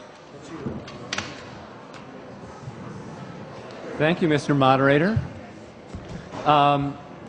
This is Article 6. I move that the town of Brattleboro School District will, pursuant to 24 VSA Section 2804, deposit into the newly established reserve fund a portion of the audited, unreserved, undesignated fund balance in the amount of $148,846 for the year ended June 30th, 2010, for the purpose of operating the schools. Motion has been made and seconded that the town school district, pursuant to 24 VSA Section 2804, deposit into the newly established reserve fund a portion of the audited, unreserved, undesignated fund balance in the amount of $148,846 for the year ending June 30, 2010, for the purpose of operating the schools. Mr. Janus. At this point, I don't have much more to say. It's just that we do have the $348,846 of those funds available. The next Article 7 would be putting $200,000, as the statute would require. Anything that we don't specifically designate would go into revenue for the upcoming year. But we're asking to put the $148,846 into the reserve fund, in part dealing with what Margaret talked about and what Jim has talked about and I've talked about for the vagaries of future budgets. Question is, shall you adopt Article 6? Mr. DeGray. Thank you, Mr. Moderator. I would like to make an amendment, and the amendment is that the fund should have $89,056 and apply $59,790 to the nutritional debt, which is in the audit page, on the audit page of 162. And I'd like to speak to that. Motion has been made and seconded that the proposal of amendment be that the sum of $89,056 be deposited into the account, and that the sum of $790 be used to pay off or reduce the nutritional debt. Mr. DeGray. Thank you, Mr. Moderator. I think that we have a fiduciary responsibility to pay our debt as we're going along, and I think that to save this money and apply it to next year's taxes without paying our bills is not a responsible way to go. So, as I said the other evening, I think that we need to pay this debt off. We have the surplus to pay this debt off. We shouldn't be borrowing money to pay debt off when we can pay our debt off with the money that we have in hand. So I would hope that you would support this amendment. Question is, shall you amend the article as recommended by Mr. DeGray? Mr. King. In review of the nutrition program, the board came up with a plan to retire the deficit over the next 3 fiscal years, FY11, 12, and 13, rather than putting an additional funding in the operating fund subsidy. Annually, the town representatives in the school board apply an amount of money to run the nutrition program. As I mentioned at the informational meeting, we had until recently 2 very expensive employees that were still under our employment. They weren't part of the contracted service. That was part of the reason that we've accumulated the deficit. And in addition, the district has a free and reduced eligible population of in the range of 55%. And as everyone knows, during more difficult economic times, sometimes paying is a more difficult issue. And we've actually added to the deficit with some bad debts for fees for lunches via the program. So the board's recommendation still is to retire the nutrition program deficit over 3 years, which would be FY11, 12, and 13, and to allow the 148,846 to be put into the reserve fund that you just approved recently. Question is, shall you amend Article 6 as recommended by Mr. DeGray? Are you ready for that question? If so, all those in favor of the amendment kindly rise and remain standing until counted.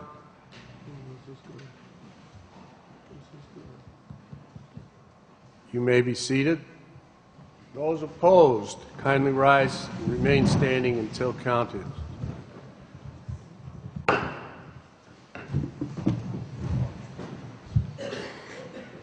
The noes appear to have it.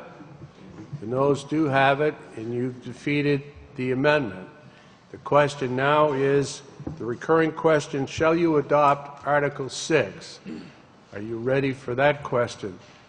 Mr. Wilmerding.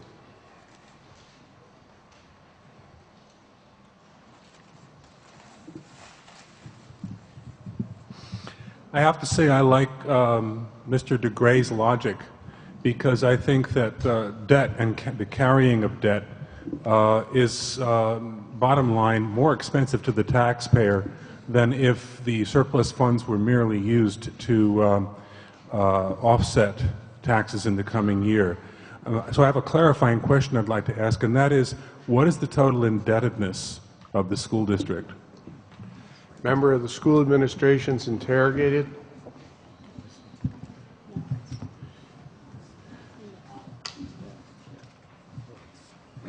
Mr. Kane?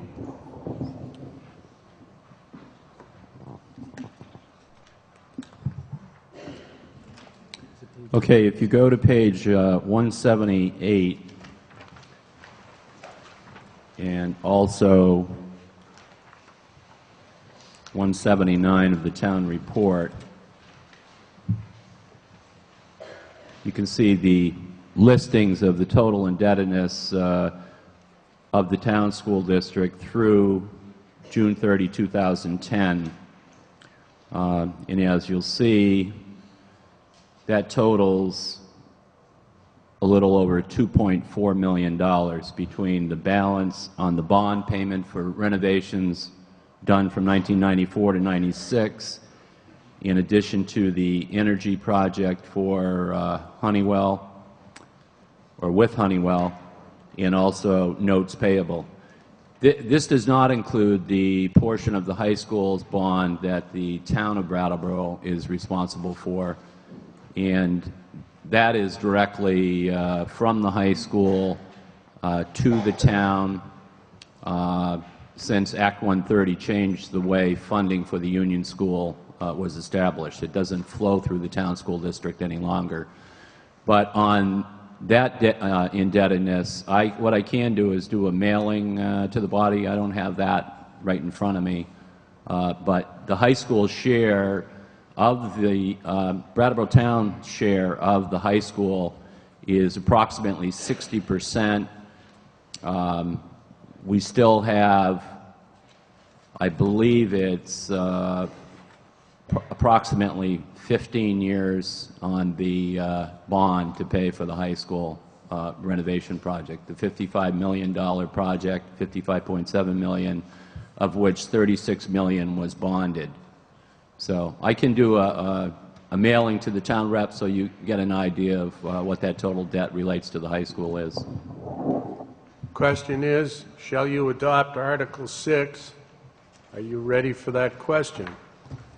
If so, all those in favor kindly rise and remain standing until counted.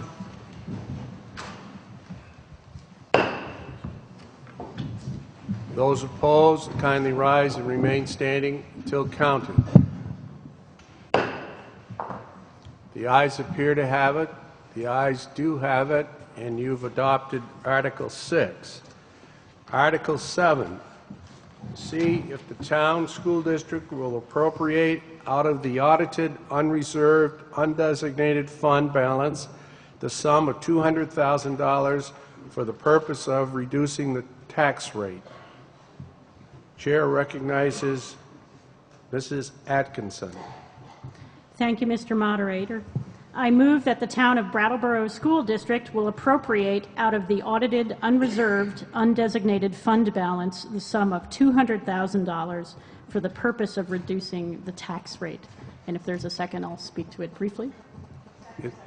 Motion has been made and seconded that the town appropriate out of the audited, unreserved, undesignated fund balance the sum of $200,000 for the purpose of reducing the tax rate. Ms. Atkinson.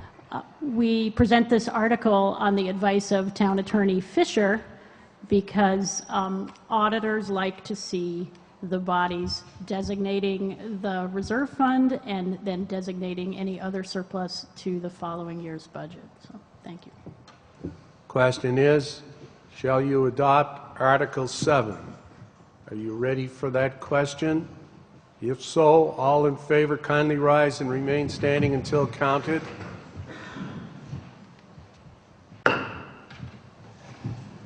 Those opposed kindly rise and remain standing until counted.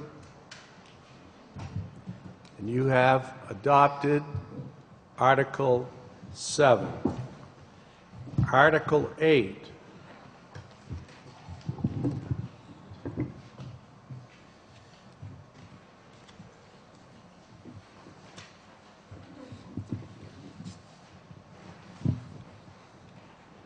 To see how much money the town school district will raise and appropriate to defray its expenses and liabilities. Chair recognizes Ms. Atkinson. Thank you. I move that the legal voters of the Town of Brattleboro School District vote to raise and appropriate the sum of $892,376 as its share of salaries and expenses of the Wyndham Southeast Supervisory Union, the sum of $271,599 as its share of bonded indebtedness, and $13,469,641 for current and other expenses for the support of the schools within the district, making all the sum of $14,633,616. If adopted, the portion of this total sum to be raised by taxes to be only that portion not received from revenues from other sources, and that interest at the rate of 1% per month be charged on overdue taxes from the due date of payment of town tax, school tax, installment portion thereof, and the town and town school district taxes assessed on the grand list as of April 1st, 2011, shall be due and payable in 4 equal installments, payable to the town treasurer until overdue, then the collector of taxes, and that such payment of installments shall be made on or before 5 o'clock on the afternoons of August 15th and November 15th, 2011, and February 15th and May 15th, 2012. If there's a second, I'd like to speak briefly. Motion has been made and seconded that the town raise and appropriate the sum of $14,633.16 to defray its expenses and liabilities. Ms. Atkinson. Thank you, Mr. Moderator. I want to thank the town reps who showed up to our informational meeting last Thursday, and my apologies if you've heard this before, but just briefly, the budget for the district shows a proposed overall increase of $188,602, or 1.31%. If you want to follow along, you can look at page 139 of the town report. This total includes all funds for operations, debt service, preschool.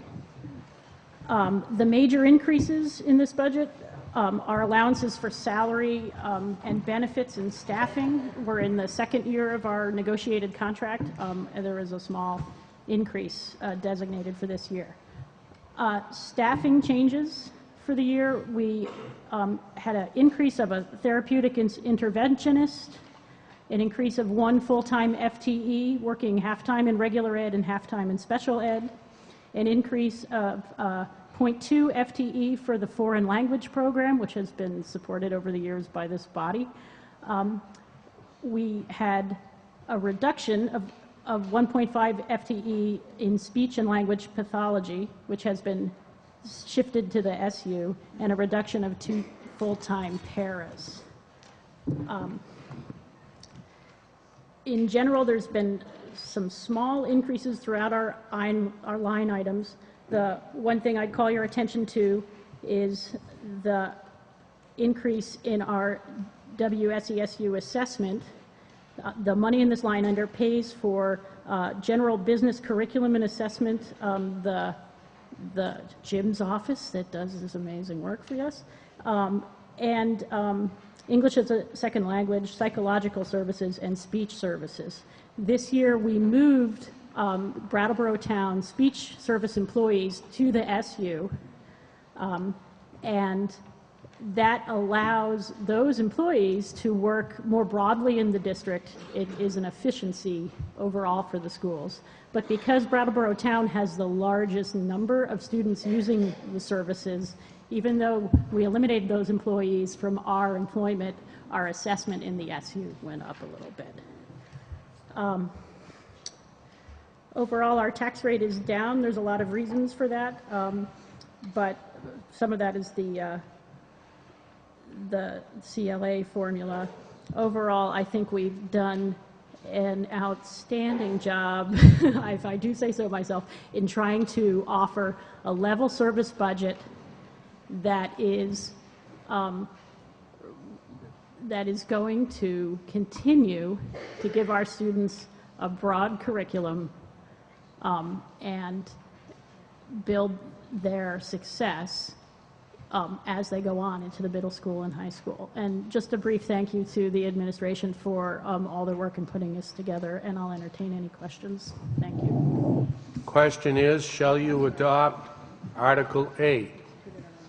Are you ready for that question?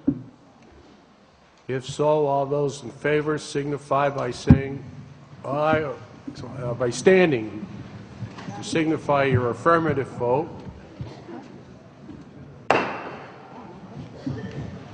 Those opposed, kindly rise to signify your negative vote. It appears that the affirmative vote has won, and therefore you have adopted Article 8. Mr. Staley. Yes, I would just like to recognize that one of our board members, Russ Janis, will be stepping down from this board. He has been elected to the BUHS number 6 board, and he started that work last Monday night. So in recognition and appreciation of his 8 years of service and dedication to the students and families of the Brattleboro Town District, would like to present this certificate of acknowledgement of his great work for the Brattleboro Town students.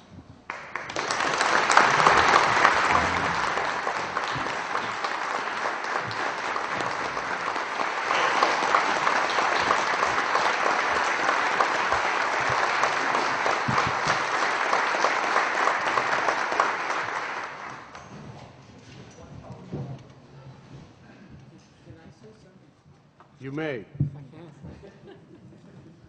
Oh, it's going to be hard giving this up. I want to say that I want to thank you all, and I want to say that I will really miss the board. I'll miss the regular meetings with the administrators. Are they all still here? Do they in the back, the principals and the head of EES, and working with the staff there, teachers and support staff. The dedication they have is phenomenal. I'll miss those meetings. Ron and Jim, I won't miss because, as Ron said, Monday I've got a school board meeting and I'll see them. But they are, two of the most outstanding school administrators, and they have put together a staff at central office that is just unparalleled.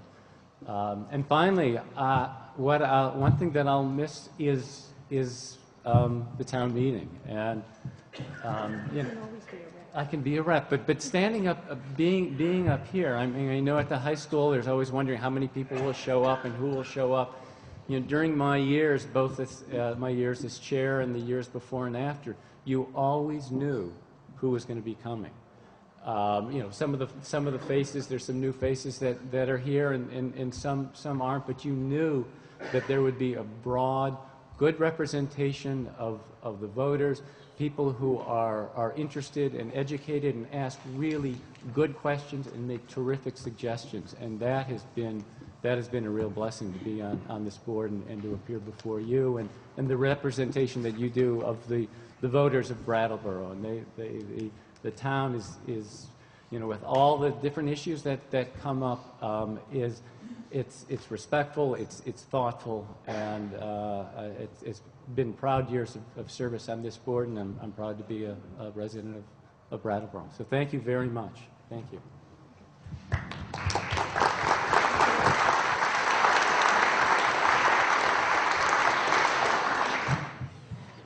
Mr. Rounds. Paul Rounds, District 3. Since this is the end of the school business meeting, I'd like to make this little resolution. Whereas Academy School showed the largest percentage of improvement of any school in the state of Vermont on the fall 2010 NECAPs, let this meeting send a letter of congratulations to the Academy School community under the direction of Andy Patchouli, Principal, for a job well done by students, teachers, staff, parents, guardians, and all others who helped achieve this fine goal. Thank you very much for a job well done.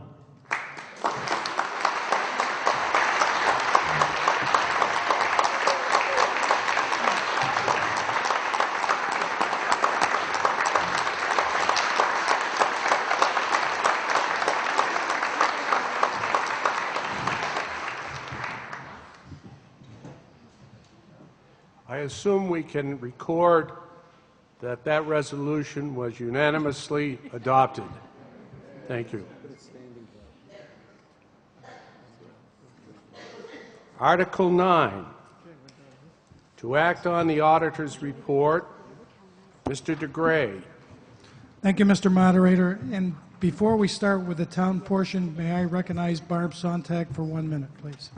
You may. Thank you.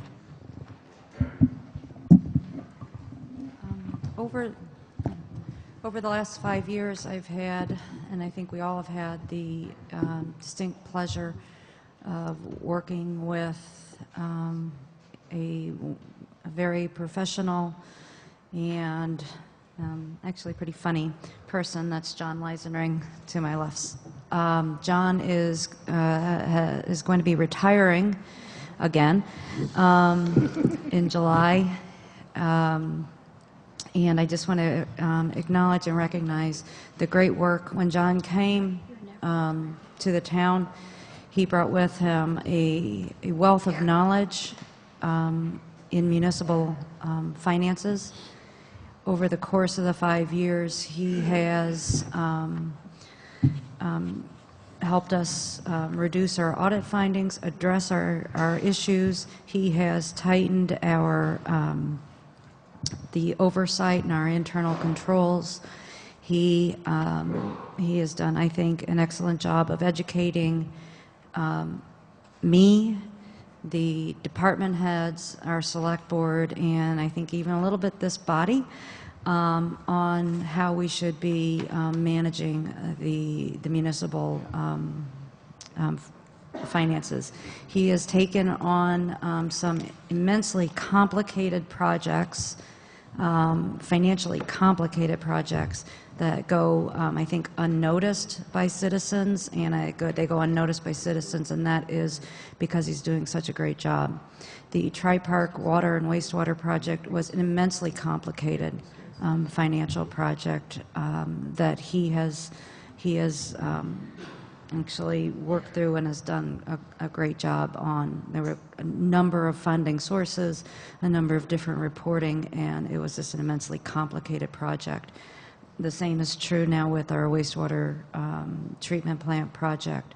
And the number of grants that the town has that we manage, and it was an issue that, and findings that we had, that we now are able to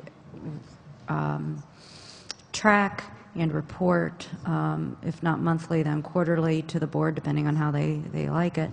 And so with that, I would like to thank John, acknowledge the hard work that he's done, and wish him well, as he doesn't know where he's going to be living, and he probably is going to, probably on the streets now, you know. So if you see him on the streets, throw him a dime, throw him a quarter, and thank him for his hard work. Thank you.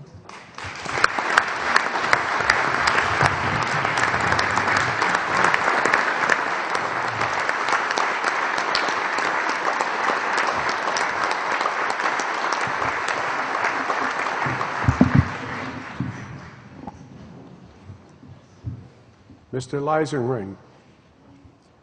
If I may, I would just like to, well, it's kind of hard. I don't know what I'm going to say here, but it's been a privilege and an honor to come to Brattleboro. It's a perfect place, I think, to wind up a career. I've been doing this kind of work for about 30 years, and this is the 4th town in the 4th state that I've done this kind of work. But nowhere else have I worked where I've felt so welcomed by the community, appreciated by management and staff and elected officials, and in this body. And it's just been a real pleasure to be here. And it was a tough decision. Tried to retire last year. Barb wouldn't let me. She said I brought a lot of knowledge to the town. I don't know. I think I left it all here. I'm not sure what I'll have left. But it has been a pleasure, and I just want to thank you all for the support that you've given me, and for allowing me to be here. Thank you.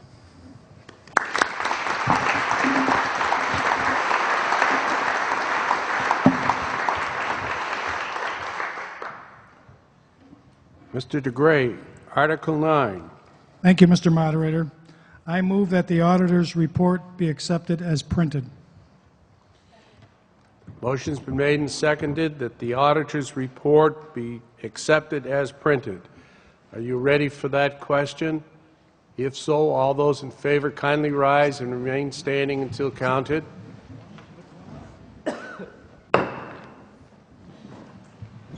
Those opposed, kindly rise and remain standing until counted. The ayes do have it, and you've adopted Article 9. Article 10. Chair recognizes Mr. Chapman. Thank you, Mr. Moderator. I move the following be elected to serve for 3 years on the Board of Trustees for the Brooks Memorial Library. The names for consideration are Elizabeth Wohl, Elizabeth Tannenbaum, and Wayne Lickwoff. Motion has been made and seconded that the following be elected to serve for 3 years as trustees of the Brooks Memorial Library: Elizabeth Wohl, Elizabeth Tannenbaum, and Wayne Lickwoff. Are you ready for that question? If so, all those in favor kindly rise and remain standing until counted. You may be seated. Those opposed, kindly rise and remain standing until counted. The ayes appear to have it. The ayes do have it, and you've adopted Article 9. Article 10. Article 10 you've adopted. Article 11. Chair recognizes Ms. Baboulis. I'm not sure, actually. I guess what we're looking for is for nominations, because I'm moving that 2 representatives to the Capital Review Board, but we don't have any names yet, so I'm not sure what I'm moving until we have some nominations. Well, does someone wish to volunteer or wish to make a nomination? Dr. Fagelson.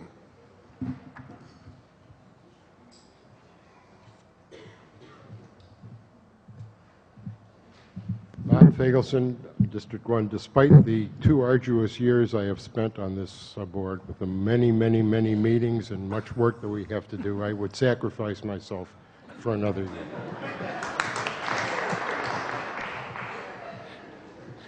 Dr. Fagelson has put his hat in the ring. I'm surprised he hasn't thought about someone he'd like to have as his partner. Anybody else wish to volunteer?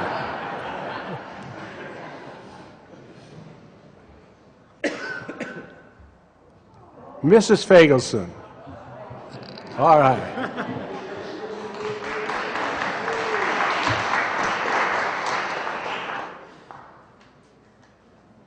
The question now is, shall we elect 2 representatives to the Capital Grant Review Board for the term of 1 year, from March 19, 2011, and that nomination includes Dr. Fagelson and Mrs. Fagelson. Are you ready for the question? All those in favor, kindly rise and remain standing until counted. You may be seated. Those opposed, kindly rise and remain standing until counted. Unanimous. The article has been adopted. And we now know where to go if we need to get a grant review program. Article 12. To see if the town school district will authorize its select board and school directors to employ a certified public accountant or public accountants. Mr. Gartenstein. Thank you, Mr. Moderator. I move that the town and town school district authorize its select board and school directors to employ a certified public accountant or public accountants. Motion has been made and seconded to see if the town and town school district will authorize its select board and school directors to employ a certified public accountant or a public accountants. Are you ready for that question? If so, all those in favor kindly rise and remain standing until counted. Those opposed kindly arise and remain standing until counted. And you have adopted Article 12. Article 13, to see if the town will ratify, approve, and confirm the Select Board's appointment of a town and town school district clerk for a term of 1 year. Dr. Schenk. Thank you, Mr. Moderator. I move that the town ratify, approve, and confirm the Select Board's appointment of Annette Cappy as town and town school district clerk for a term of 1 year from March 19th, 2011. Motion has been made and seconded that the town ratify, approve, and confirm the Select Board's appointment of Annette Cappy as town and town school district clerk for a term of 1 year from March 19, 2011. Are you ready for that question? If so, all those in favor kindly rise and remain standing till counted. You may be seated. Those opposed, kindly rise and remain standing until counted. The ayes appear to have it. The ayes do have it, and you've adopted Article 13. Article 14, to see if the town will ratify, approve, and confirm the Select Board's appointment of a town and town school district treasurer for a term of 1 year. Mr. DeGray. Thank you, Mr. Moderator.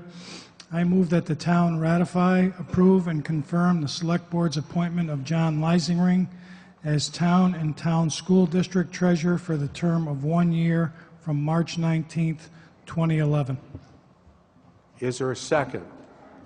Motion has been made and seconded that the town ratify, approve, and confirm the Select Board's appointment of John Leisingring as town and town school district treasurer for a term of 1 year from March 19, 2011.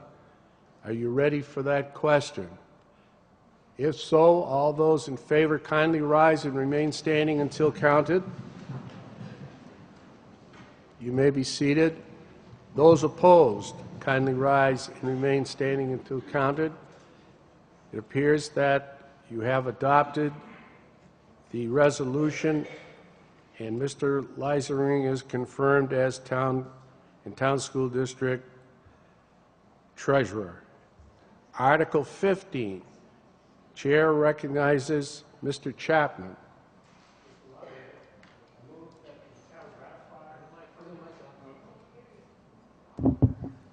Thank you.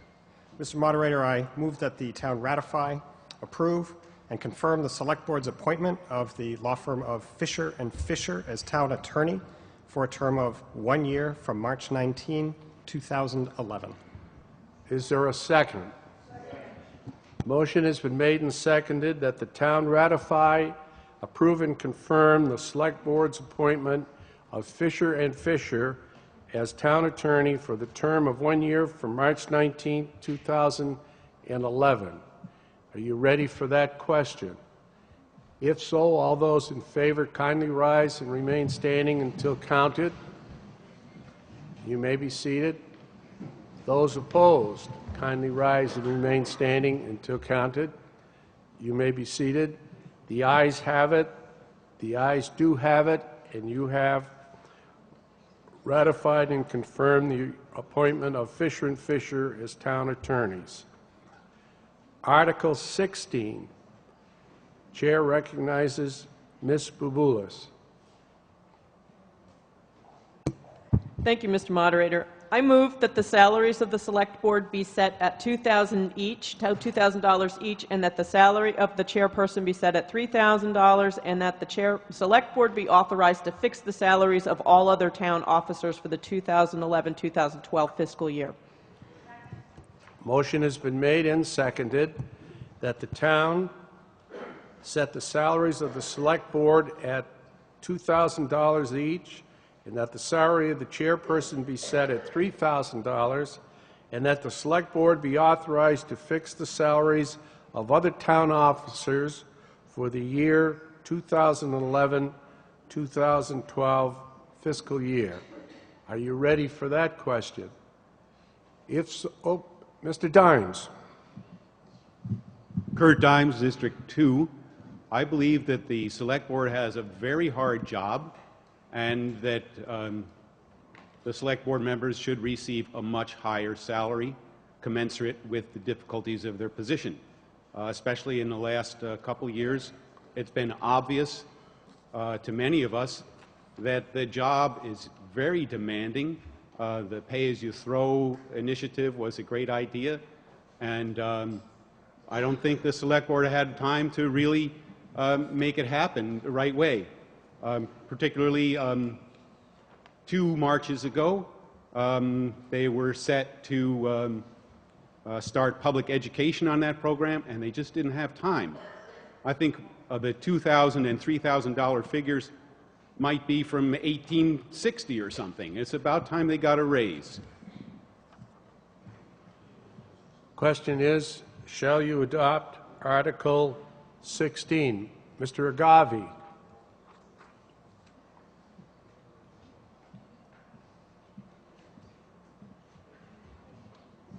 I too support an increase in the remuneration for the members of the board, the Select Board. To look at it in a slightly different perspective, for me, I think the most important thing that the Select Board can be is the leadership of the town.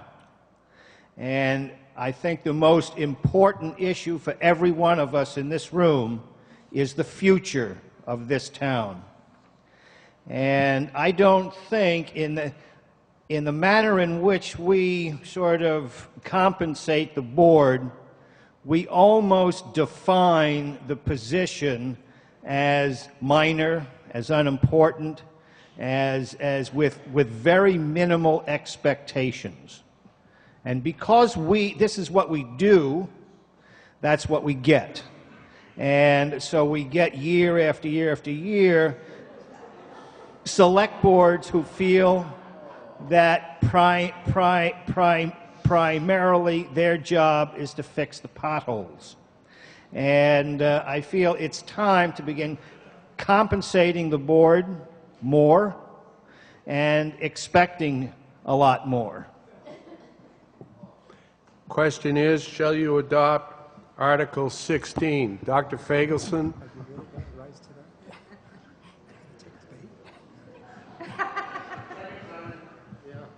No. Bob Fagelson, District 1. Spoon, I find what you just said very demeaning. Very demeaning to those people who are putting their time and effort up there, to people like you who served on the select board, and other people who do that because of their love for the town. If you wanted to raise the salaries of the select board, raise them to $30,000 a year if you want them to be a full-time job. But otherwise, what they're getting defrays most of their expenses, and to say that we get what we pay for and point to the select board, I think is an insult.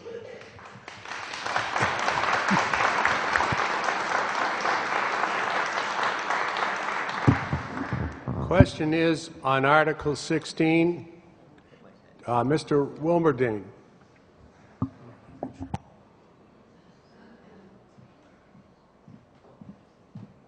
Well, I don't think, John Wilmerding, District 3, I don't think I'm ever going to be elected to the Select Board, so I think it's safe for me to speak to this question.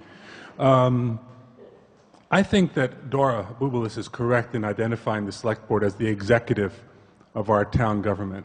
And I think it would be correct of us to pay our executive a full-time equivalent salary. So I would move that the Select Board be authorized a salary of $4,000 per annum, with the chair to be paid $6,000 per annum. Second.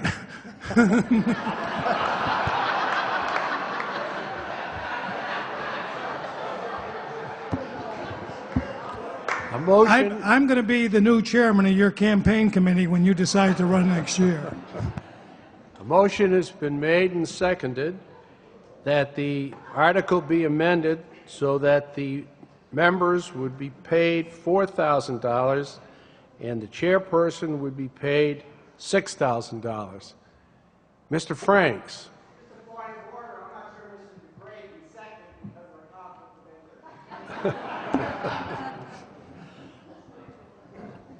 Are you ready for the question? Mr. Chapman. Thank you, Mr. Moderator. I would like very much to see this matter voted with dispatch. We have really important things to do here. I think that it is quite clear to all concerned that we're not in this for the cash. We all knew when we ran we would have to make a big commitment of time and energy. I would prefer that this whole matter go away, and I hope that a vote will be taken very shortly so that we can move on to the important things that everyone else has sacrificed their time and energy to address today. Thank you.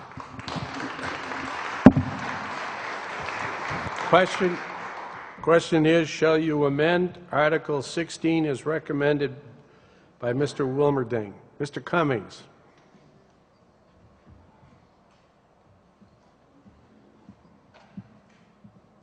Chuck Cummings, District 1. Mr. DeGray, would you consider withdrawing your motion at this time in consideration? Your second, rather. My second, sure. Thanks.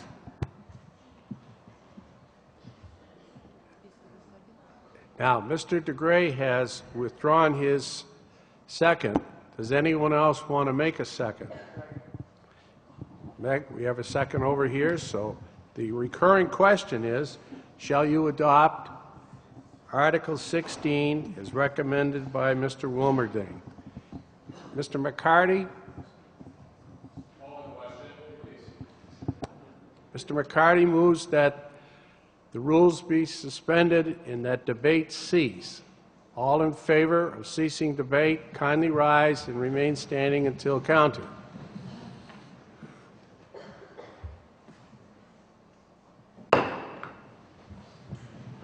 Those opposed to ceasing debate, kindly rise. It appears that the ayes have it and that the two-thirds vote was achieved, and accordingly debate ceases. And the recurring question is, shall you amend Article 16 as recommended by Mr. Wilmerding? Those in favor kindly rise and remain standing until counted.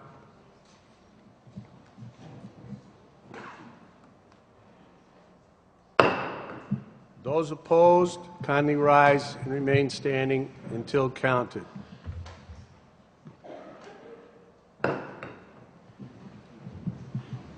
It appears that the noes have it, and accordingly, the amendment is defeated. The recurring question is, shall you adopt Article 16 with the existing $2,000 each for each member and $3,000 for the chair? Are you ready for that question? Mr. Dimes. Before we take that vote, I would like to respond to Mr. Chapman's snooting at $3,000. The point, Mr. Chapman, from my point of mind, is that the salary, of course, which you accept in generosity, is too low to allow many people resident in Brattleboro. Yeah. Mr. Dimes, the question has been decided, and therefore there's nothing before the body on this particular article. Aren't we still speaking on this article? No, we just, you defeated it. We defeated the amendment. All right, yes. Yeah, so I'm still speaking on the article. Yeah, okay. You're correct. Okay. So, Mr. Ellis, what's your point of order? That's right. Yeah. Has Mr. Dimes spoken once on the amendment, and isn't it our rules that you speak once on an amendment? No, you can speak twice. I'm sorry. Stand corrected. That's all right. Mr. Dimes, you may proceed. Thank you. I just wish to briefly state that many people living in Brattleboro cannot afford to give up the great allotment of time that is required for this serious job.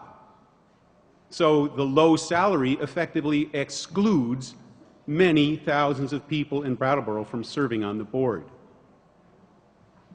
Question is, shall you adopt Article 16? Are you ready for that question? If so, all those in favor of adoption, kindly rise and remain standing until counted.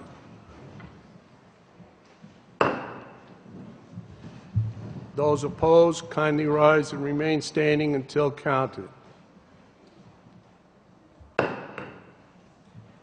The ayes appear to have it. The ayes do have it, and you've adopted Article 16. Article 17.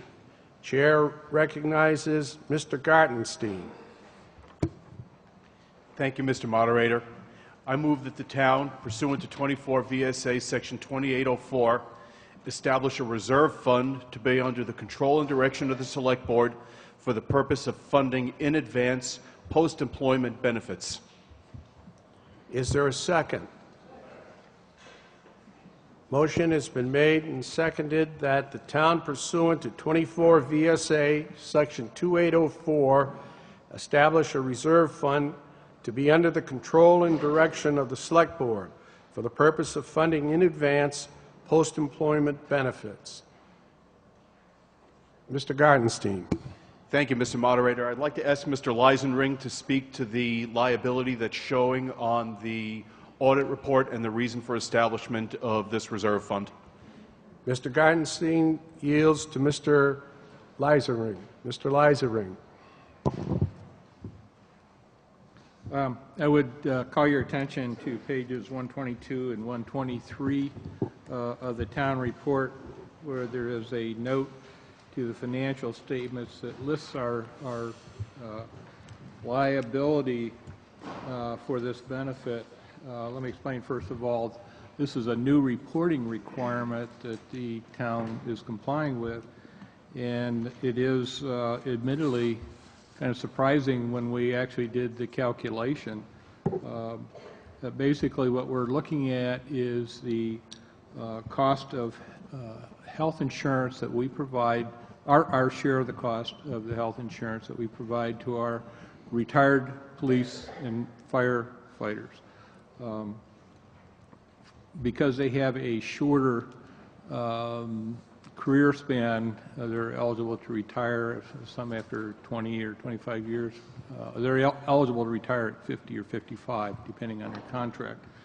We provide a portion of the health insurance premium for the retired employee as well as his or her spouse until they reach the age of 65 when they're eligible for Medicare. And these calculations are based on an actuarial study that we paid for, and the study concluded that our actual liability for this benefit for the all of the current employees and retirees is $3.947 million. And our annual contribution required to meet that liability, amortized over 30 years, is $418,228. We've also, that includes a calculation, not only the required contribution for this year, but also to make up for the past years that we've not funded that contribution. And that amount, the amortization is a little over $100,000 a year. And so the Select Board in the budget deliberations proposed that we at least start funding this annual required contribution at the rate of $30,000, which is about a third of the past service. It does not include the full amount, but and to take it out of the undesignated fund balance. Question is, shall you adopt Article 17? Are you ready for that question? If so, all those in favor kindly rise and remain standing until counted.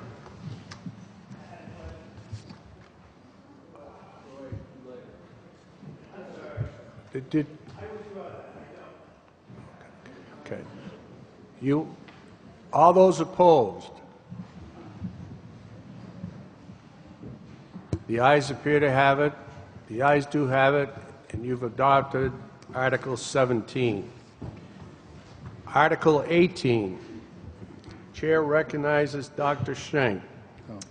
Thank you, Mr. Moderator. I move that the town appropriate out of the audited, unreserved, undesignated fund balance the sum of $30,000 for the purpose of funding the Post-Employment Benefit Reserve Fund. Motion has been made and seconded that the town appropriate out of the audited, unreserved, undesignated fund balance the sum of $30,000 for the purpose of funding the Post-Employment Benefit Reserve Fund. Dr. Schenk, do you wish to speak to the article? Okay. Okay. Mr. Leiserring. Actually, when I spoke to the previous article, I think I was speaking to both of them. So unless there's further questions, I don't have anything to add. Mr. Gavi.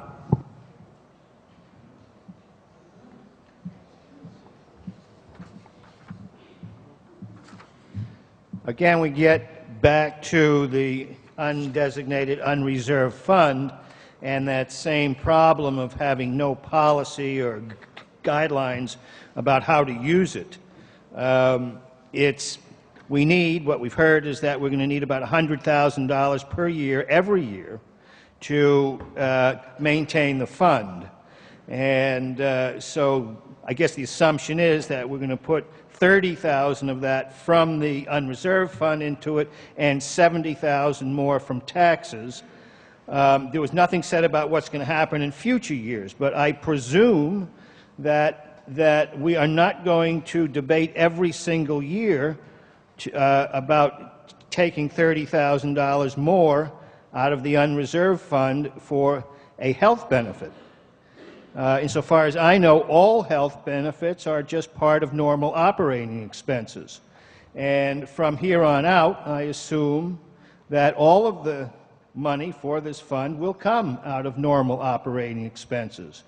So what is the point of taking this small amount out of the unreserved fund right now, and when in fact it's going to be our habit to always take it out of our regular operating expenses? One of the problems again is that we have no guidelines of what this unreserved fund is for. It's usually for emergencies. This is not an emergency. And it also, in a very small way, and we'll be hearing a little bit more about this later, gives a false notion of what it actually costs to run the town year to year, because this year we'll be taking some out of the unreserved fund, but in future years we will not, so the tax rate will then have to reflect the whole thing. Question is, shall you adopt Article 18? Mr. Cooper.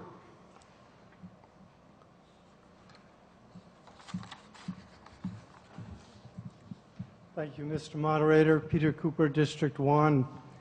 The state of Vermont appears to be on course to undertake a single-payer health care system. Now, it's possible that won't happen, but there seems to be quite a bit of momentum in that direction. One of the results of that would be to decouple decouple health insurance from employment. And my question is, if over the next few years we do have a single-payer system which would apply to every citizen in the state of Vermont, what would happen to this reserve fund that is primarily designated for health care benefits for certain retirees? Member of the administration's interrogated. The body would have the ability to dissolve the trust that is established for this account. Question is, shall you adopt Article 18? Are you ready for that question, Mr. Wilmerding?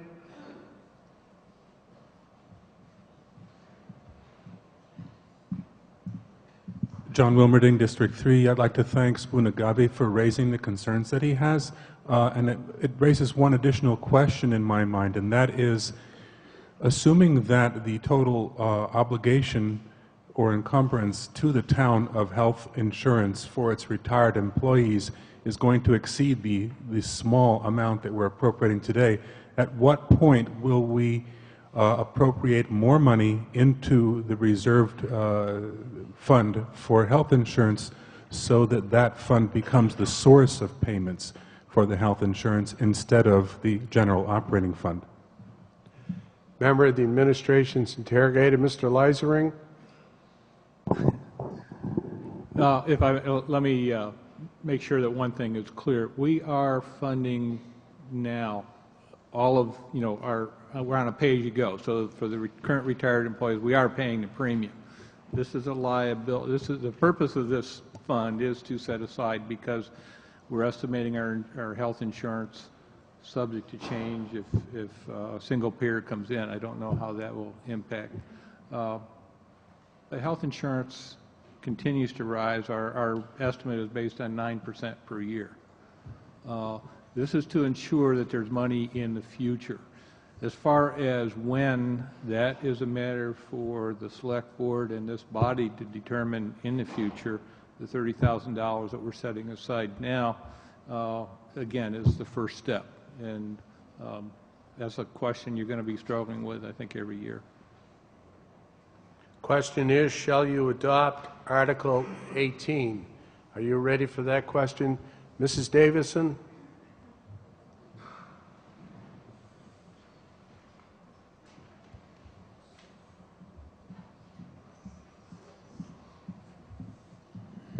Judy Davidson, District 3. Just a point of information, John. How much money are we currently paying out of our general budget expenses for retiree health benefits right now? Mr. Leisering? Okay. For the retirees, we're paying about $24,000 a year. Uh-huh. And there's an implied subsidy of another $50,000. And that implied subsidy means that while employers or employees before they're retired are paying a portion of the premium is higher because we have these retirees in the plan. That's another actuarial assumption, that the premiums are based on the whole pool of insured employees. And so, the cost of health care is higher for those folks between 50 and 65. And so there's an implied subsidy that's paid, because everybody pays the same rate. Mm-hmm. So basically, the annual cost that we're contributing is around $70,000. Oh, thank you. Question is, shall you adopt Article 18? Are you ready for that question? If so, all those in favor kindly rise and remain standing until counted.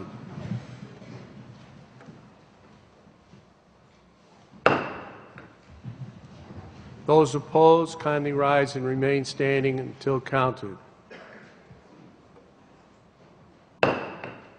The ayes appear to have it. The ayes do have it, and you've adopted Article 18. Article 19, Mr. Wheelock.